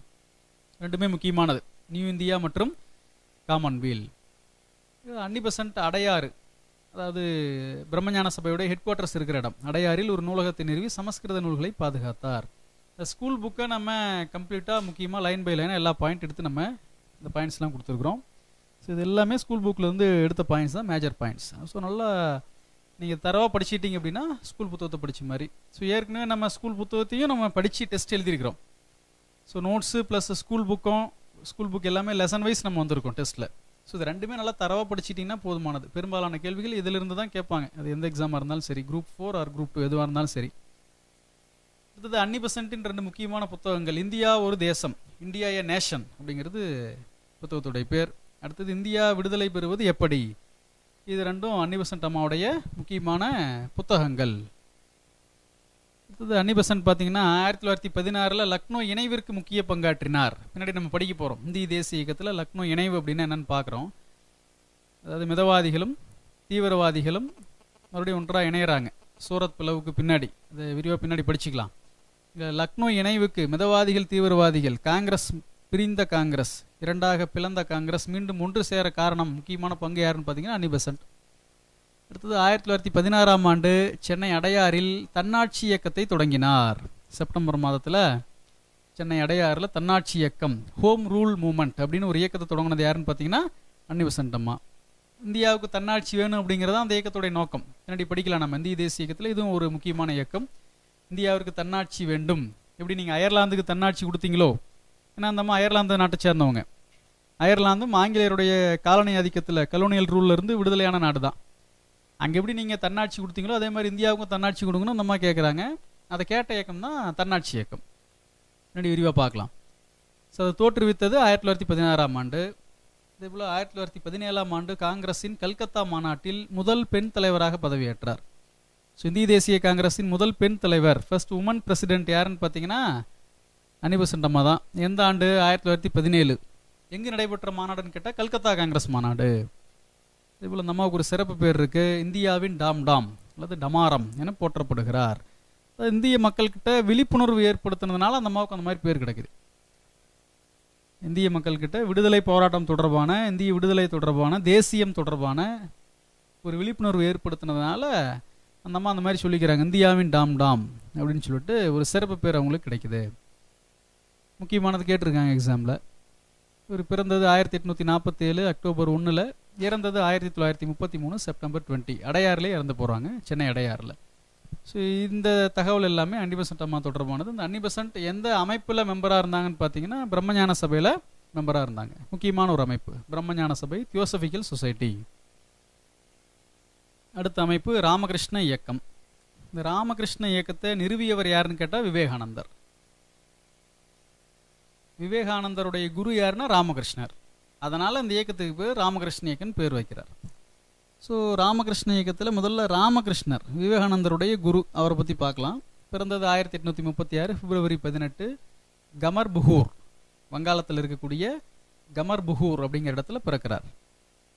அவருடைய இயற்பெயர் என்னன்னா கடாதர சாட்டர்ஜி. எழுதிங்க அந்த இடத்துல, நோட்ஸ்லேயே அப்டேட் பண்ணிக்கலாம். ராமகிருஷ்ணருடைய இயற்பெயர் என்னன்னு கேட்டால் கடாதர சாட்டர்ஜி, கடாதர சாட்டர்ஜி. ராமகிருஷ்ணனுடைய துணைவியார், மனைவியார்னா சாரதாமணி தேவி. அவர் எங்கே ஒர்க் பண்ணுறாருன்னா தட்சிணேஸ்வரம் அப்படிங்கிற பிளேஸில் ஒரு காளி கோவிலில் பூசாரியாக இருக்கார் ராமகிருஷ்ணர். ராமகிருஷ்ணரின் முக்கியமான சீடர் யாருன்னா விவேகானந்தர். ஸோ விவேகானந்தர் தான் ராமகிருஷ்ண இயக்கத்தை எஸ்டாப்ளிஷ் பண்ணுறார். எதுக்காக? ராமகிருஷ்ணருடைய கொள்கைகளை பரப்பணும் அப்படிங்கிற நோக்கத்தில் உருவாக்கப்பட்ட அமைப்பு தான் ராமகிருஷ்ண இயக்கம். ரைட். அடுத்தது ராமகிருஷ்ணர் என்ன கொள்கை கொண்டிருந்தாருன்னு பார்த்தீங்கன்னா கடவுள் ஒருவரே. ஸோ பெரும்பாலான சமூக சமய சீர்திருத்த இயக்கம் பார்த்தீங்கன்னா கடவுள் ஒருவரே அப்படிங்கிற ஒரு கோட்பாட்டை கையில் வச்சுருந்தாங்க. ராமகிருஷ்ணர் அதான் சொல்கிறார், அனைத்து மத கருத்துக்களும் ஒரே இலக்கை சென்றடையும் பாதைகள் அப்படிங்கிறார். ஒரு ஸ்டேட்மெண்ட் ராமகிருஷ்ணர். அனைத்து மதம், எந்த மதமாக இருந்தாலும் சரி, அந்த மதத்தில் சொல்லக்கூடிய கருத்துக்கள் எல்லாமே ஒரே இலக்கை தான் போய் சேரும், அதான் கடவுள் ஒருவர். அந்த ஒரு இலக்கை சென்றடையும் பாதை தான் பல்வேறு மத கருத்துக்கள் அப்படின்னு சொல்கிறார். சொன்னது யாருன்னா ராமகிருஷ்ணர். அடுத்தது மனிதனுக்கு செய்யும் பணி கடவுளுக்கு செய்யும் பணியாக கருதப்படும் என நம்பினார். ஸோ கடவுளுக்கு நீங்கள் சர்வீஸ் பண்ணோம்னா கடவுளுக்கு நேரடியாக போய் எப்படி சர்வீஸ் பண்ணுறது? யாராருக்கெல்லாம் தேவை இருக்குது, உண்மையான தேவை இருக்கக்கூடிய எளிய மனிதர்களுக்கு செய்யக்கூடிய உதவி, அவங்களுக்கு செய்யக்கூடிய ஹெல்ப் தான் பணி, தான் கடவுளுக்கு செய்யக்கூடிய பணி அப்படின்னு சொல்லிட்டு சொல்கிறார். ஜீவாவே சிவா அப்படின்னா அனைத்து உயிர்களிடத்தும் கடவுள் இருக்கிறார். ஸோ எல்லா உயிரினங்கள்கிட்டையும் கடவுள் இருக்கிறார் அப்படிங்கிற கருத்தை கொண்டவர் ராமகிருஷ்ணர். அதுதான் ஜீவாவே சிவா. ஜீவன், ஜீவன்னா உயிர், சிவானா கடவுள், ஜீவாவே சிவா. ஒரு மனிதனுக்கு உதவ முடியுமானால் 20 பிறவிகள் எடுக்க தயாராக இருப்பதாக கூறினார். அவருடைய ஸ்டேட்மெண்ட், ஒருத்தனுக்கு ஹெல்ப் பண்ணோம் அப்படின்னா நான் 20 பர்த் கூட எடுப்பேன், 20 பிறவிகள் எடுக்க தயாராக இருக்கிறேன் அப்படின்னு சொல்கிறார். ஏன்னா மனிதனுக்கு செய்யும் பணி தான் யாருக்கு செய்யும் பணின்னு சொல்கிறாரு? கடவுளுக்கு செய்யும் பணின்னு சொல்கிறார். அதனால் அந்த மாதிரி ஒரு ஸ்டேட்மெண்ட். இறந்தது 1886 ஆகஸ்ட் 16. ஸோ இந்த டேட்லாம் நமக்கு எக்ஸாக்டாக தெரியணுங்கிற அவசியம் கிடையாது, சரிங்களா? அவர் தொடர்பான இதர பாயிண்ட்ஸ்லாம் கவனமாக பார்த்துக்குங்க, போதுமானது. அடுத்தது விவேகானந்தர். இவர் பிறந்தது முக்கியமான தலைவர், அவசியம் தெரிஞ்சிருக்கணும். 1863 ஜனவரி 12ஆம் நாள் எங்கே பிறக்கிறார்? கல்கத்தா. ஸோ இந்த முக்கியமான தலைவர்கள் பெரும்பாலும் வங்க மாகாணத்தை பேஸ் பண்ணி தான் பிறக்கிறாங்க. அடுத்தது இயற்பெயர். அவருடைய இயற்பெயர் என்ன விவேகானந்தருக்குன்னா நரேந்திரநாத் தத்தா. ஸோ விவேகானந்தரின் இயற்பெயர் நரேந்திரநாத் தத்தா. அடுத்தது ஒரு பாயிண்ட் அப்டேட் பண்ணிக்கோங்க. 1892 கன்னியாகுமரிக்கு வருகை புரிந்தார். இப்போ கூட கன்னியாகுமரி பாறை அப்படின்னு சொல்லிட்டு நம்ம இங்கே கன்னியாகுமரியில் விவேகானந்தர் பாறைன்னு சொல்லிட்டு ஒரு இடம் இருக்குது. ஸோ அந்த விவேகானந்தர் அந்த கன்னியாகுமரி பகுதிக்கு வந்து அந்த பாறை மேலே அமர்ந்து ஒரு தியானம் செய்கிறார். அது எந்த ஆண்டுனா 1892. அடுத்தது 1893ஆம் ஆண்டு முக்கியமான ஒரு ஸ்பீச். அது சிகாகோ, யூஎஸில் இருக்கக்கூடிய சிகாகோ நகரில் நடைபெற்ற உலக சமய மாநாடு. அந்த மாநாட்டில் என் சகோதர சகோதரிகளே அப்படின்னு சொல்லிட்டு ஸ்பீச் ஆரம்பிக்கிறார். இதனை நியூயார்க் ஹெரால்ட் அப்படிங்கிற ஒரு பத்திரிக்கை ரொம்ப சிறப்பிச்சு எழுதுது. கற்றுக்கொண்ட நாட்டிற்கு சமயப்பரப்பு அமைப்புகளை அனுப்பியதை முட்டாள்தனமாக உணர்வதாக அப்படின்னு அந்த பத்திரிக்கை எழுதுது. ஒரு விவேகானந்தர் அந்த மாநாட்டில் கலந்துக்கிறதுக்கு உதவியவர் யாருன்னு பார்த்தீங்கன்னா பாஸ்கர சேதுபதி, ராமநாதபுரம் மன்னர். விவேகானந்தர் கன்னியாகுமரிக்கு வந்தார் இல்லைங்களா, அப்போ வந்து பாஸ்கர சேதுபதியை சந்திக்கக்கூடிய ஒரு வாய்ப்பு விவேகானந்தர் கிடைக்குது. 2 பேரும் சந்தித்து பேசுகிறாங்க. அதுக்கு பின்னாடி அவர் பண்ணுற ஹெல்ப்பில் தான் விவேகானந்தர் அந்த சிகாகோ உலக சமய மாநாட்டில் போய் கலந்துக்கிறார். அந்த சிறப்பிச்சு எழுதின பத்திரிக்கை எதுன்னு கேட்டிருக்காங்க கொஸ்டினில். அது நியூயார்க் ஹெரால்ட் அப்படிங்கிற ஒரு பத்திரிக்கை. அடுத்தது விவேகானந்தர் போதித்த தத்துவம் என்னன்னு கேட்டாங்கன்னா வேதாந்த தத்துவம். ஸோ தத்துவம் என்ன? வேதாந்த தத்துவம். இது ராமகிருஷ்ண இயக்கம் எந்த ஆண்டு நிறுவப்பட்டதுன்னா 1897 மே 1ஆம் நாள் கல்கத்தாவுக்கு பக்கத்தில் இருக்கக்கூடிய பேலூர் அப்படிங்கிற பிளேஸில் எஸ்டாப்ளிஷ் பண்ணுறார். 1897 மே 1 அன்னைக்கு கல்கத்தா பக்கத்தில் இருக்கக்கூடிய பேலூர் அப்படிங்கிற இடத்துல ராமகிருஷ்ண இயக்கம் நிறுவப்படுது. நிறுவியவர் யாருன்னா விவேகானந்தர். யாருடைய ஞாபகார்த்தமா, யாருடைய கொள்கைகளை பரப்பணும் அப்படிங்கிற நோக்கம்னா ராமகிருஷ்ணருடைய கொள்கைகளை பரப்புவது தான் அந்த இயக்கத்துடைய முக்கியமான நோக்கம். அடுத்தது விவேகானந்தர் நவீன இந்தியாவுடைய 2 கொள்கை அப்படின்னு சொல்லிட்டு சொல்றார். இது துரத்தல், விட்டு கொடுக்குற மனப்பான்மை, அதே போல மற்றும் சேவை. துரத்தல் மற்றும் மற்றும் சேவை, சர்வீஸ், இது ரெண்டும் தான் நவீன இந்தியாவுடைய 2 பாலிசின்னு சொல்றாரு. அடுத்தது ஜீவாவே சிவா. ஜீவாவனா என்ன? அனைத்து உயிர்களிடத்தும் கடவுள் இருக்கிறார் அப்படிங்கிற நம்பிக்கையின் அடிப்படையில் மக்கள் பணியை கடவுள் பணி என கூறி பணியாற்றினார். நான் இது யாருடைய ஸ்டேட்மெண்ட் பார்த்தீங்கன்னா ராமகிருஷ்ணர். அவருடைய கொள்கைகளை பரப்புறது தான் அவருடைய சீடர் விவேகானந்தர் அந்த ஒர்க்கு பார்க்குறார். அந்த அடிப்படையில் தான் அந்த மாதிரி ஸ்டேட்மெண்ட் சொல்கிறார். இந்த ராமகிருஷ்ண இயக்கம் மேற்கு வங்கம், வெஸ்ட் பெங்கால் இருக்கக்கூடிய சுந்தரவன பகுதியில் சூரிய ஒளி மூலமாக மின்சாரம் உற்பத்தி செய்யக்கூடிய திட்டத்தில் மிக முக்கியமான பங்கு வகிக்குது. கொஷின் கேட்கலாம், வெஸ்ட் பெங்காலில் சுந்தரவன பகுதியில் எந்த அமைப்பு, எந்த சமூக சமய சீர்திருத்த இயக்கம் இந்த சூரிய ஒளி மூலமாக மின்சாரம் தயாரிக்கிறதுல முக்கிய பங்கு வகித்ததுன்னு கேட்டாங்கன்னா ராமகிருஷ்ண இயக்கம். 1993 யுனெஸ்கோ அமைப்புடைய தலைமை இயக்குனர் டைரக்டர் ஃபெடரிகோ மேயர் அவர் ஒரு ஸ்டேட்மெண்ட் சொல்கிறார். ராமகிருஷ்ண இயக்கத்தின் அமைப்பு மற்றும் செயல்பாடுகள் யுனெஸ்கோ மாதிரி இருக்குது அப்படின்னு சொல்லி சொல்கிறார். யுனெஸ்கோ மாதிரி ராமகிருஷ்ண இயக்கம் பல்வேறு சமூக சீர்திருத்தங்களை, உதவிகளை, பல்வேறு முன்னேற்ற நடவடிக்கைகளை செய்யுது அப்படின்னு சொல்லிட்டு சொல்கிறார். அடுத்தது இந்தியன் அண்ட்ரஸ்ட் என்ற பத்திரிகையின் ஆசிரியர் வாலண்டைன் சிரோல். அந்த பத்திரிகையுடைய ஆசிரியர் யார்? Valentine Chirol. அவர் என்ன சொல்கிறார்? விவேகானந்தரின் போதனைகள் இந்திய தேசிய இயக்கத்திற்கு முக்கியமான காரணம் அப்படின்னு சொல்லிட்டு சொல்கிறார். ஸோ விவேகானந்தருடைய போதனைகள் இந்திய தேசிய இயக்கத்திற்கு முக்கியமான காரணம் அப்படிங்கிற அந்த கருத்து சொல்கிறது யாருன்னு பார்த்தீங்கன்னா வாலண்டைன் சிரோல். அவர் இந்தியன் அண்ட்ரஸ்ட் அப்படின்னு சொல்லக்கூடிய ஒரு பத்திரிகையுடைய ஆசிரியர். அடுத்தது விவேகானந்தருக்கு உண்டான சிறப்பு பெயர்கள் பாருங்கள். சூறாவளி ஹிந்து, இந்து நெப்போலியன், கர்மயோகி, செயல் மனிதன், இந்தியாவிலிருந்து புறப்பட்ட புரட்சிகர துறவி, எ சைக்ளோனிக் மங்க் ஃப்ரம் இந்தியா. இதெல்லாம் விவேகானந்தருக்கு உண்டான சிறப்பு பெயர்கள். சூறாவளி இந்து, இந்து நெப்போலியன், கர்மயோகி, செயல் மனிதன், இந்தியாவிலிருந்து புறப்பட்ட புரட்சிகர துறவி. அடுத்தது விவேகானந்தருடைய முக்கியமான புத்தகங்கள் என்னென்ன? தற்கால இந்தியா, பிரசன்ட் இந்தியா, ஞான யோகா, பக்தி யோகா, நிஷ்காம கர்ம யோகா, ராஜ யோகா, எனது குரு அப்படின்னு சொல்லிட்டு இதெல்லாம் முக்கியமான புத்தகங்கள். அடுத்தது இது ஒரு ஸ்டேட்மெண்ட் ஆக்சுவலாக, விழி எழு உலை. இது விவேகானந்தருடைய பல்வேறு ஸ்டேட்மெண்ட் சொல்லியிருக்கார். அதே போல் என்னிடம் 100 இளைஞர்களை கொடுங்கள், இந்தியாவை வளமான நாட்டாக உருவாக்குகிறேன் அப்படின்னு சொல்லி சொல்கிறார். என்னிடம் 100 இளைஞர்களை கொடுங்கள், நான் வளமான பாரதம், வளமான இந்தியாவை உருவாக்கி காட்டுகிறேன் அப்படின்னு சொல்லி சொல்கிறார். இது முக்கியமான ஒரு ஸ்டேட்மெண்ட், இங்கே கொடுக்கல, இதை அப்டேட் பண்ணிக்கோங்க. என்னிடம் 100 இளைஞர்களை தாருங்கள் அல்லது கொடுங்கள், நான் வளமான பாரதத்தை உருவாக்கி காட்டுகிறேன். இந்த ஸ்டேட்மெண்ட் சொன்னது யாருன்னு கேட்டாலும் விவேகானந்தர் தான். அதே போல் விழி எழு உலை, இந்த ஸ்டேட்மெண்ட் சொன்னது யாருன்னு பார்த்தீங்கன்னாலும் விவேகானந்தர் தான், முக்கியமானது. அடுத்தது சகோதரி நிவேதிதா எனப்பட்ட மில் மார்கரெட் நோபல், விவேகானந்தருடைய முக்கியமான சீடர். மில் மார்கரெட் நோபல் அப்படிங்கிறது தான் அந்த அம்மாவோட இயற்பெயர். பேர் மாற்றிக்கிறாங்க, சிஸ்டர் நிவேதிதா அப்படின்னு சொல்லிட்டு மாற்றிக்கிறாங்க. இவங்க விவேகானந்தருடைய சீடர். ஸோ விவேகானந்தர் பார்த்தீங்கன்னா 1902 ஜூலை 4 பேலூர் அப்படிங்கிற பிளேஸில் இறந்து போகிறார். ஸ்பெல்லிங் மிஸ்டேக், அப்டேட் பண்ணிக்கங்க. பேலூர், ராமகிருஷ்ண இயக்கம் எஸ்டாப்ளிஷ் பண்ண இடம் பேலூர், அங்கே காலமாகிறார். இதெல்லாம் விவேகானந்தர் தொடர்பானது. ஸோ இந்த ராமகிருஷ்ண இயக்கம் அப்படிங்கிற தலைப்பில் நம்ம ராமகிருஷ்ணரை பற்றி பார்த்துருக்கோம், அடுத்தது விவேகானந்தரை பற்றி பார்த்துருக்கோம். இந்த ராமகிருஷ்ண இயக்கம் அமைப்புடைய செயல்பாடுகளை பற்றி நம்ம பார்த்துருக்கோம். ஸோ இதெல்லாம் முக்கியமான பாயிண்ட்ஸ். இந்த தலைப்பு ரொம்ப முக்கியமானது, சமூக சமய சீர்திருத்த இயக்கங்கள். கட்டாயம் கொஷின் பேப்பரில் இந்த தலைப்பிலிருந்து ஒரு சில கான்ட்ரிபியூஷன் நிச்சயமாக இருக்கும், கொஷினாக வரும் உறுதியாக. ஸோ அடுத்து ஒரு இயக்கம் அலிகார் இயக்கம், இஸ்லாமிய மதம் சார்ந்த சமூகம் சார்ந்த சீர்திருத்த இயக்கம். அது அலிகார் இயக்கம். இந்த இயக்கத்தை தோற்றுவித்தவர் யாருன்னு பார்த்தீங்கன்னா சர் சையத் அகமது கான், முக்கியமானது. அலிகார் இயக்கத்தை நிறுவியவர் யாருன்னு கேட்டாங்கன்னா சர் சையத் அகமது கான். 1817 டெல்லியில் பிறக்கிறார். அடுத்தது அலிகார் இயக்கத்தை நிறுவனது 1875 1875 அலிகார் இயக்கத்தை தோற்றுவித்தார்.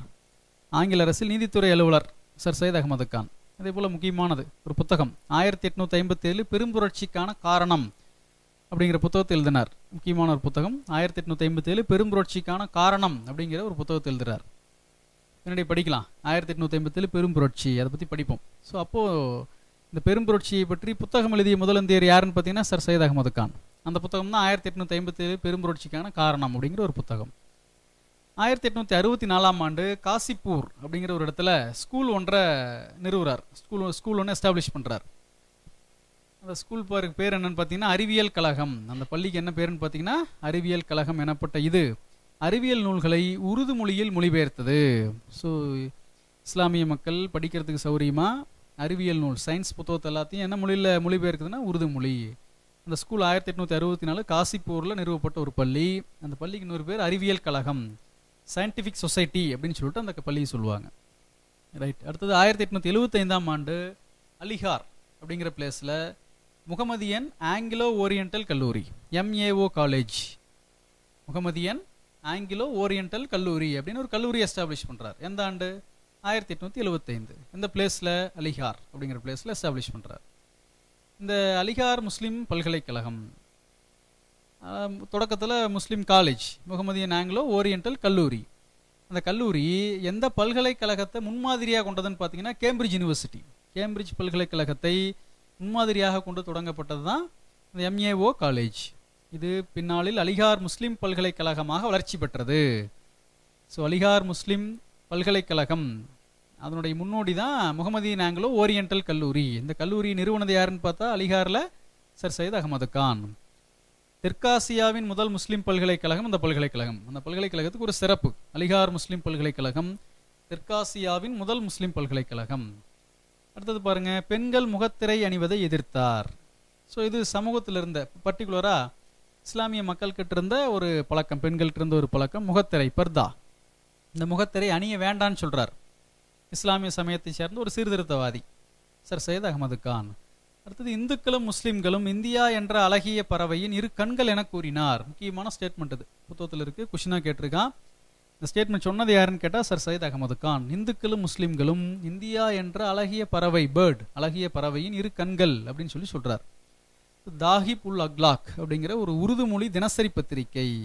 ஸோ உருது மொழி தினசரி பத்திரிகை தாஹிப் உல் அக்லாக் அப்படிங்கிற பத்திரிகை நடத்தினாரு. இந்த அலிகார் இயக்கத்துடைய நோக்கம் பாருங்க, நவீன கல்வியையும் சமூக சீர்திருத்தங்களையும் முஸ்லிம்களிடையே பரப்புவதற்காக அமைக்கப்பட்ட முதல் மற்றும் மிக முக்கிய இயக்கம் அலிகார் இயக்கமாகும். ஸோ அலிகார் இயக்கத்துடைய நோக்கம் என்ன? நவீன கல்வியை சொல்லிக் கொடுக்கறது. யாருக்கு? இஸ்லாமிய மக்கள்கிட்ட. அடுத்தது சமூக சீர்திருத்தத்தை பரப்புறது இஸ்லாமிய மக்கள்கிட்ட, முஸ்லீம்கள்கிட்ட. இது ரெண்டையும் நோக்கமாக வச்சுக்கிட்டு தொடங்கப்பட்டது தான் இந்த அலிகார் இயக்கம். அதான் மேலே சொன்னோம்ல, பெண்கள் முகத்திரை அணிவதை எதிர்த்தார். இது ஒரு முக்கியமான ஒரு சமூக சீர்திருத்தம். அதே போல் முகமதியன் ஆங்கிலோ ஓரியண்டல் கல்லூரி, ஆங்கில கல்வியை படிக்கணும் இஸ்லாமியர்கள் அப்படிங்கிறது ஊக்குவிக்கிறார். இந்த மாதிரியான சீர்திருத்த நடவடிக்கைகளில் இந்த அலிகார் இயக்கம் ஈடுபடுது. அடுத்தது அலிகார் இயக்கம் முஸ்லீம்களை மத அடிப்படையில் ஒன்று சேர காரணமாக அமைந்து தேச பிரிவினைக்கு ஒரு காரணமாக அமைந்தது. ஸோ அவர் தோற்றுவித்ததன் நோக்கம் நவீன கல்வியையும் சமூக சீர்திருத்தங்களையும் சொல்லிக் கொடுக்கணும் தான். ஆனால் யார் ஆர்கனைஸ் பண்ணுறான்னா முஸ்லீம்கள் அப்படின்னு சொல்லக்கூடிய ஒரு குறிப்பிட்ட மதம் சார்ந்த மக்களை ஆர்கனைஸ் பண்ணுறார். அது முஸ்லீம்கள் மத அடிப்படையில் ஒன்று சேருவதற்கு ஒரு காரணமாக இருக்குது, அது இந்திய தேசிய பிரிவினைக்கு ஒரு காரணமாக இருக்குது அப்படின்னு சொல்லிட்டு சொல்கிறாங்க. அடுத்தது காங்கிரஸை எதிர்த்தார். ஸோ தொடக்கத்தில் ஒரு சீர்திருத்த அமைப்பாக தோற்றுவிக்கப்பட்ட அலிகார் இயக்கம் பின்னாடி எந்த கட்சி எதிர்க்குது? காங்கிரஸ் கட்சியை எதிர்க்குது, அரசியலில் என்ட்ராகுது. அடுத்தது ஸ்டார் ஆஃப் இந்தியா என்ற ஆங்கில அரசு விருது பெற்றவர் சர் சையத் அகமது கான். அவர் காலமானது 1898 மார்ச் 27 அலிகார். ஸோ முக்கியமான ஒரு அமைப்பு அலிகார் இயக்கம். ஒரு இஸ்லாமிய சீர்திருத்த இயக்கம், நவீன கல்வியை சொல்லிக் கொடுக்கணும், சமூக சீர்திருத்தங்களை முஸ்லீம்கள்கிட்ட சொல்லிக் கொடுக்கணும் அப்படிங்கிறதுக்காக தோற்றுவிக்கப்பட்ட ஒரு முக்கியமான இயக்கம் அலிகார் இயக்கம். சரி, அடுத்த அமைப்பு சமரச சுத்த சன்மார்க்க சங்கம். இது ஒரு முக்கியமான அமைப்பு, தமிழகம் சார்ந்த ஒரு அமைப்பு. இந்த அமைப்பை நிறுவியவர் யாருன்னு பார்த்தீங்கன்னா ராமலிங்க அடிகள், வள்ளலார் அப்படின்னு படிக்கிறோம். 1865ஆம் ஆண்டு நிறுவப்பட்ட ஒரு அமைப்பு. இவர் பிறந்தது 1823 அக்டோபர் 5ஆம் நாள் சிதம்பரத்துக்கு பக்கத்தில் இருக்கக்கூடிய மருதூர் அப்படிங்கிற வில்லேஜில் பிறக்கிறார். 1823 அக்டோபர் 5 பிறந்த இடம் மருதூர். தந்தை ராமையா பிள்ளை, தாயார் சின்னம்மை. 1865 சமரச வேத சன்மார்க்க சங்கம் எனப்பட்ட இது 1872 சமரச சுத்த சன்மார்க்க சங்கம் என பெயர் மாற்றப்பட்டது. ஸோ தொடக்கத்தில் இந்த அமைப்புக்கு பேர் என்ன? 1865 எஸ்டாப்ளிஷ் பண்ணப்போ இந்த அமைப்புடைய பேர் என்னன்னு பார்த்தீங்கன்னா சமரச வேத சன்மார்க்க சங்கம். பின்னாடி எப்போ சமரச சுத்த சன்மார்க்க சங்கமாக மாற்றுறாங்கன்னா 1872. 1858ஆம் ஆண்டு கருங்குழி எனும் இடத்துக்கு சென்றார். இது ஒரு ஆன்மீக பயணம். ராமலிங்க அடிகள் கருங்குழி அப்படிங்கிற இடத்துக்கு போகிறார். பசி மற்றும் வறுமை சமுதாயத்தின் அனைத்து தீமைகளுக்கும் காரணம் என நம்பினார். அதனால தான் அடுத்த பாயிண்ட்ல 1867ஆம் ஆண்டு ஏழைகளின் பசியை போக்க வடலூர் அப்படிங்கிற இடத்துல சத்திய தர்மசாலை அப்படின்னு சொல்லிட்டு ஒரு அமைப்பு நிறுவுறார். ஒரு இலவச அன்னதானம் கொடுக்கக்கூடிய ஒரு அமைப்பு அன்றைய தேதியிலிருந்து இன்னை வரைக்குமே கண்டினியூஸாக நடந்துட்டு இருக்கு. முக்கியமானது 1867 எஸ்டாப்ளிஷ் பண்ணது. சமரச சுத்த சன்மார்க்க சங்கம் 1865. இது சத்திய தர்மசாலை அப்படிங்கிற அமைப்பு 1867. 1872ஆம் ஆண்டு வடலூருக்கு அருகில் உள்ள மேட்டுக்குப்பம் என்னும் இடத்தில் சத்திய ஞான சபை அப்படின்னு ஒரு அமைப்பு நிறுவுறார். மூணுமே முக்கியமான ஆண்டுகள். சமரச சுத்த சன்மார்க்க சங்கம் 1865. 1867 சத்திய தர்மசாலை. 1872 சத்திய ஞான சபை. இதை மூன்றும் நிறுவனது யாருன்னு பார்த்தீங்கன்னா ராமலிங்கடிகள். இறைவன் ஜோதி வடிவமானவன் அருட்பெரும் ஜோதியாக இருக்கிறார் என கூறினார். இறைவன் நெருப்பின் வடிவமானவன் அப்படின்னு சொல்றார். உண்மையில் அனைத்து உயிர்களிடத்தும் அன்பு செலுத்தினார். இதனையே ஜீவகாருண்யம் என கூறுகிறோம். அடுத்தது முக்கியமானது, வாடிய பயிரை கண்டபோதெல்லாம் வாடினேன் அப்படின்னு சொல்றார். அதான் அனைத்து உயிர்களிடத்தும் அன்பு செலுத்துதல், ஜீவகாருண்யம். முக்கியமான ஸ்டேட்மெண்ட். வாடிய பயிரை கண்டபோதெல்லாம் வாடினேன் அப்படின்னு சொன்னது யாருன்னா ராமலிங்க அடிகள். மனித இனத்திற்கு செய்யும் தொண்டே மோட்சத்தை அடைவதற்கான வழி. இதுவே வள்ளலாரின் மிக முக்கியமான போதனை. ராமகிருஷ்ணர் அதான சொன்னார், பார்த்துருக்கு. நாம கடவுளுக்கு செய்யறதுனா நீங்கள் முதல்ல மனிதர்களுக்கு செய்யுங்க. மனிதர்களுக்கு செய்யும் பணி கடவுளுக்கு செய்யும் பணி. இதே போலதான் மனித இனத்திற்கு செய்யும் தொண்டு தான் மோட்சத்தை அடைவதற்கான வழி அப்படின்னு வள்ளலார் சொல்றார். அவருடைய முக்கியமான நூல்கள் திருவருட்பா, மனுமுறை கண்ட வாசகம். மனுமுறை கண்ட வாசகம். அதில் மனுநீதி சோழனுடைய வாழ்க்கை வரலாற்று சொல்லியிருப்பார். அடுத்தது ஜீவகாருண்யம். இதெல்லாம் அவருடைய முக்கியமான புத்தகங்கள். இதே போல் சின்ன வயசில் சென்னை கந்தக்கோட்டம் கந்தசாமி கோவிலில் அதிக நேரத்தை செலவிட்டிருக்கார். 1874ஆம் ஆண்டு ஜனவரி 30ஆம் நாள் ஒரு அறைக்குள் சென்று இயற்கையோடு கலந்தார். அவர் இறப்பை பற்றி தெளிவான தகவல் எதுவுமே கிடையாது. ஒரு அறைக்குள்ளே போய் அங்கிருந்து எப்படி இறக்குறாரு அப்படின்னு சொல்லிட்டு எந்த ஆதாரமும் நமக்கு கிடைக்கல. ஸோ அதனால் அவர் இறப்பை பற்றி தெளிவான ஆதாரங்கள் எதுவும் இல்லை. 2007ஆம் ஆண்டு ஆகஸ்ட் 17ஆம் நாள் வள்ளலார் பெயரில் ஒரு ஸ்டாம்ப் வெளியிடுறாங்க, தபால் தலை வெளியிட்டிருக்காங்க. ஸோ இதெல்லாம் சமரச சுத்த சன்மார்க்க சங்கம். இந்த அமைப்பு எந்த ஆண்டு நிறுவப்பட்டதுன்னு பார்த்தீங்கன்னா 1865. நிறுவியவர் யாருன்னு கேட்டால் ராமலிங்கடிகள் வள்ளலார். அடுத்தது 1867 சத்திய தர்மசாலை. 1872 சத்திய ஞான சபை. ஸோ இதெல்லாம் முக்கியமானது. அடுத்த தலைப்பு இளம் வங்காள இயக்கம், யங் பெங்கால் மூமெண்ட் அப்படின்னு சொல்லுவோம். தொடங்கினவர் தோற்றுவித்தவர் ஹென்றி விவியன் டெரோசியா. இந்த இளம் வங்காள இயக்கத்தை தோற்றுவித்தவர் யாருன்னு கேட்டிருக்காங்க. ஹென்றி விவியன் டெரோசியா என்ற கல்கத்தா இந்து கல்லூரி ஆசிரியர். அவர் தான் அந்த இயக்கத்தை தொடங்குறார். இவ்வியக்கத்தைச் சேர்ந்தவர்கள் டெரோசியன்கள் அப்படின்னு அவங்களுக்கு பேர் இருக்குது. ஸோ இந்த இளம் வங்காள இயக்கத்தை அந்த இயக்கத்தை சேர்ந்தவங்களுக்கு பேர் என்னன்னு கேட்டால் டெரோசியன்கள் அப்படின்னு ஒரு பேர் இருக்கு. டெரோசியா பிறந்தது கல்கத்தா 1809 ஏப்ரல் 18. அவருடைய முக்கியமான படைப்பு இந்தியா எனது பூர்வீக நிலம், India is my native land அப்படிங்கிறது அவருடைய முக்கியமான புத்தகம். 1831 ரொம்ப ஷார்ட் டைமில் இறந்துடுறார். டிசம்பர் 26 காலரா நோயினால் காலமாயிடுறார். அடுத்தது த ஹெஸ்பேரஸ், த கல்கத்தா லைப்ரரி கெசட்டி. இது ரெண்டு முக்கியமான பத்திரிகை. இந்த பத்திரிகையின் ஆசிரியர் யாருன்னு பார்த்தா டெரோசியா. ஒன்று த ஹெஸ்பேரஸ், அடுத்தது த கல்கத்தா லைப்ரரி கெசட்டி. இந்த ரெண்டு பத்திரிகையுடைய ஆசிரியர் யாருன்னு பார்த்தீங்க அப்படின்னா ஹென்றி விவியன் டெரோசியா. அடுத்தது இளம் வங்காள இயக்கத்தின் அலுவலக பத்திரிகை, அஃபிஷியல் மேகசின் எதுன்னு பார்த்தீங்கன்னா ஜான் வேஷன். அந்த பத்திரிகை பேர் என்ன? John version. அது இல்லாமல் ரெண்டு பத்திரிகைக்கு ஒரு ஆசிரியர் இருக்கார், த ஹெஸ்பேரஸ் அண்ட் த கல்கத்தா லைப்ரரி கெசட்டி. இளம் வங்காள இயக்கம் முக்கியமானது. சரிங்களா?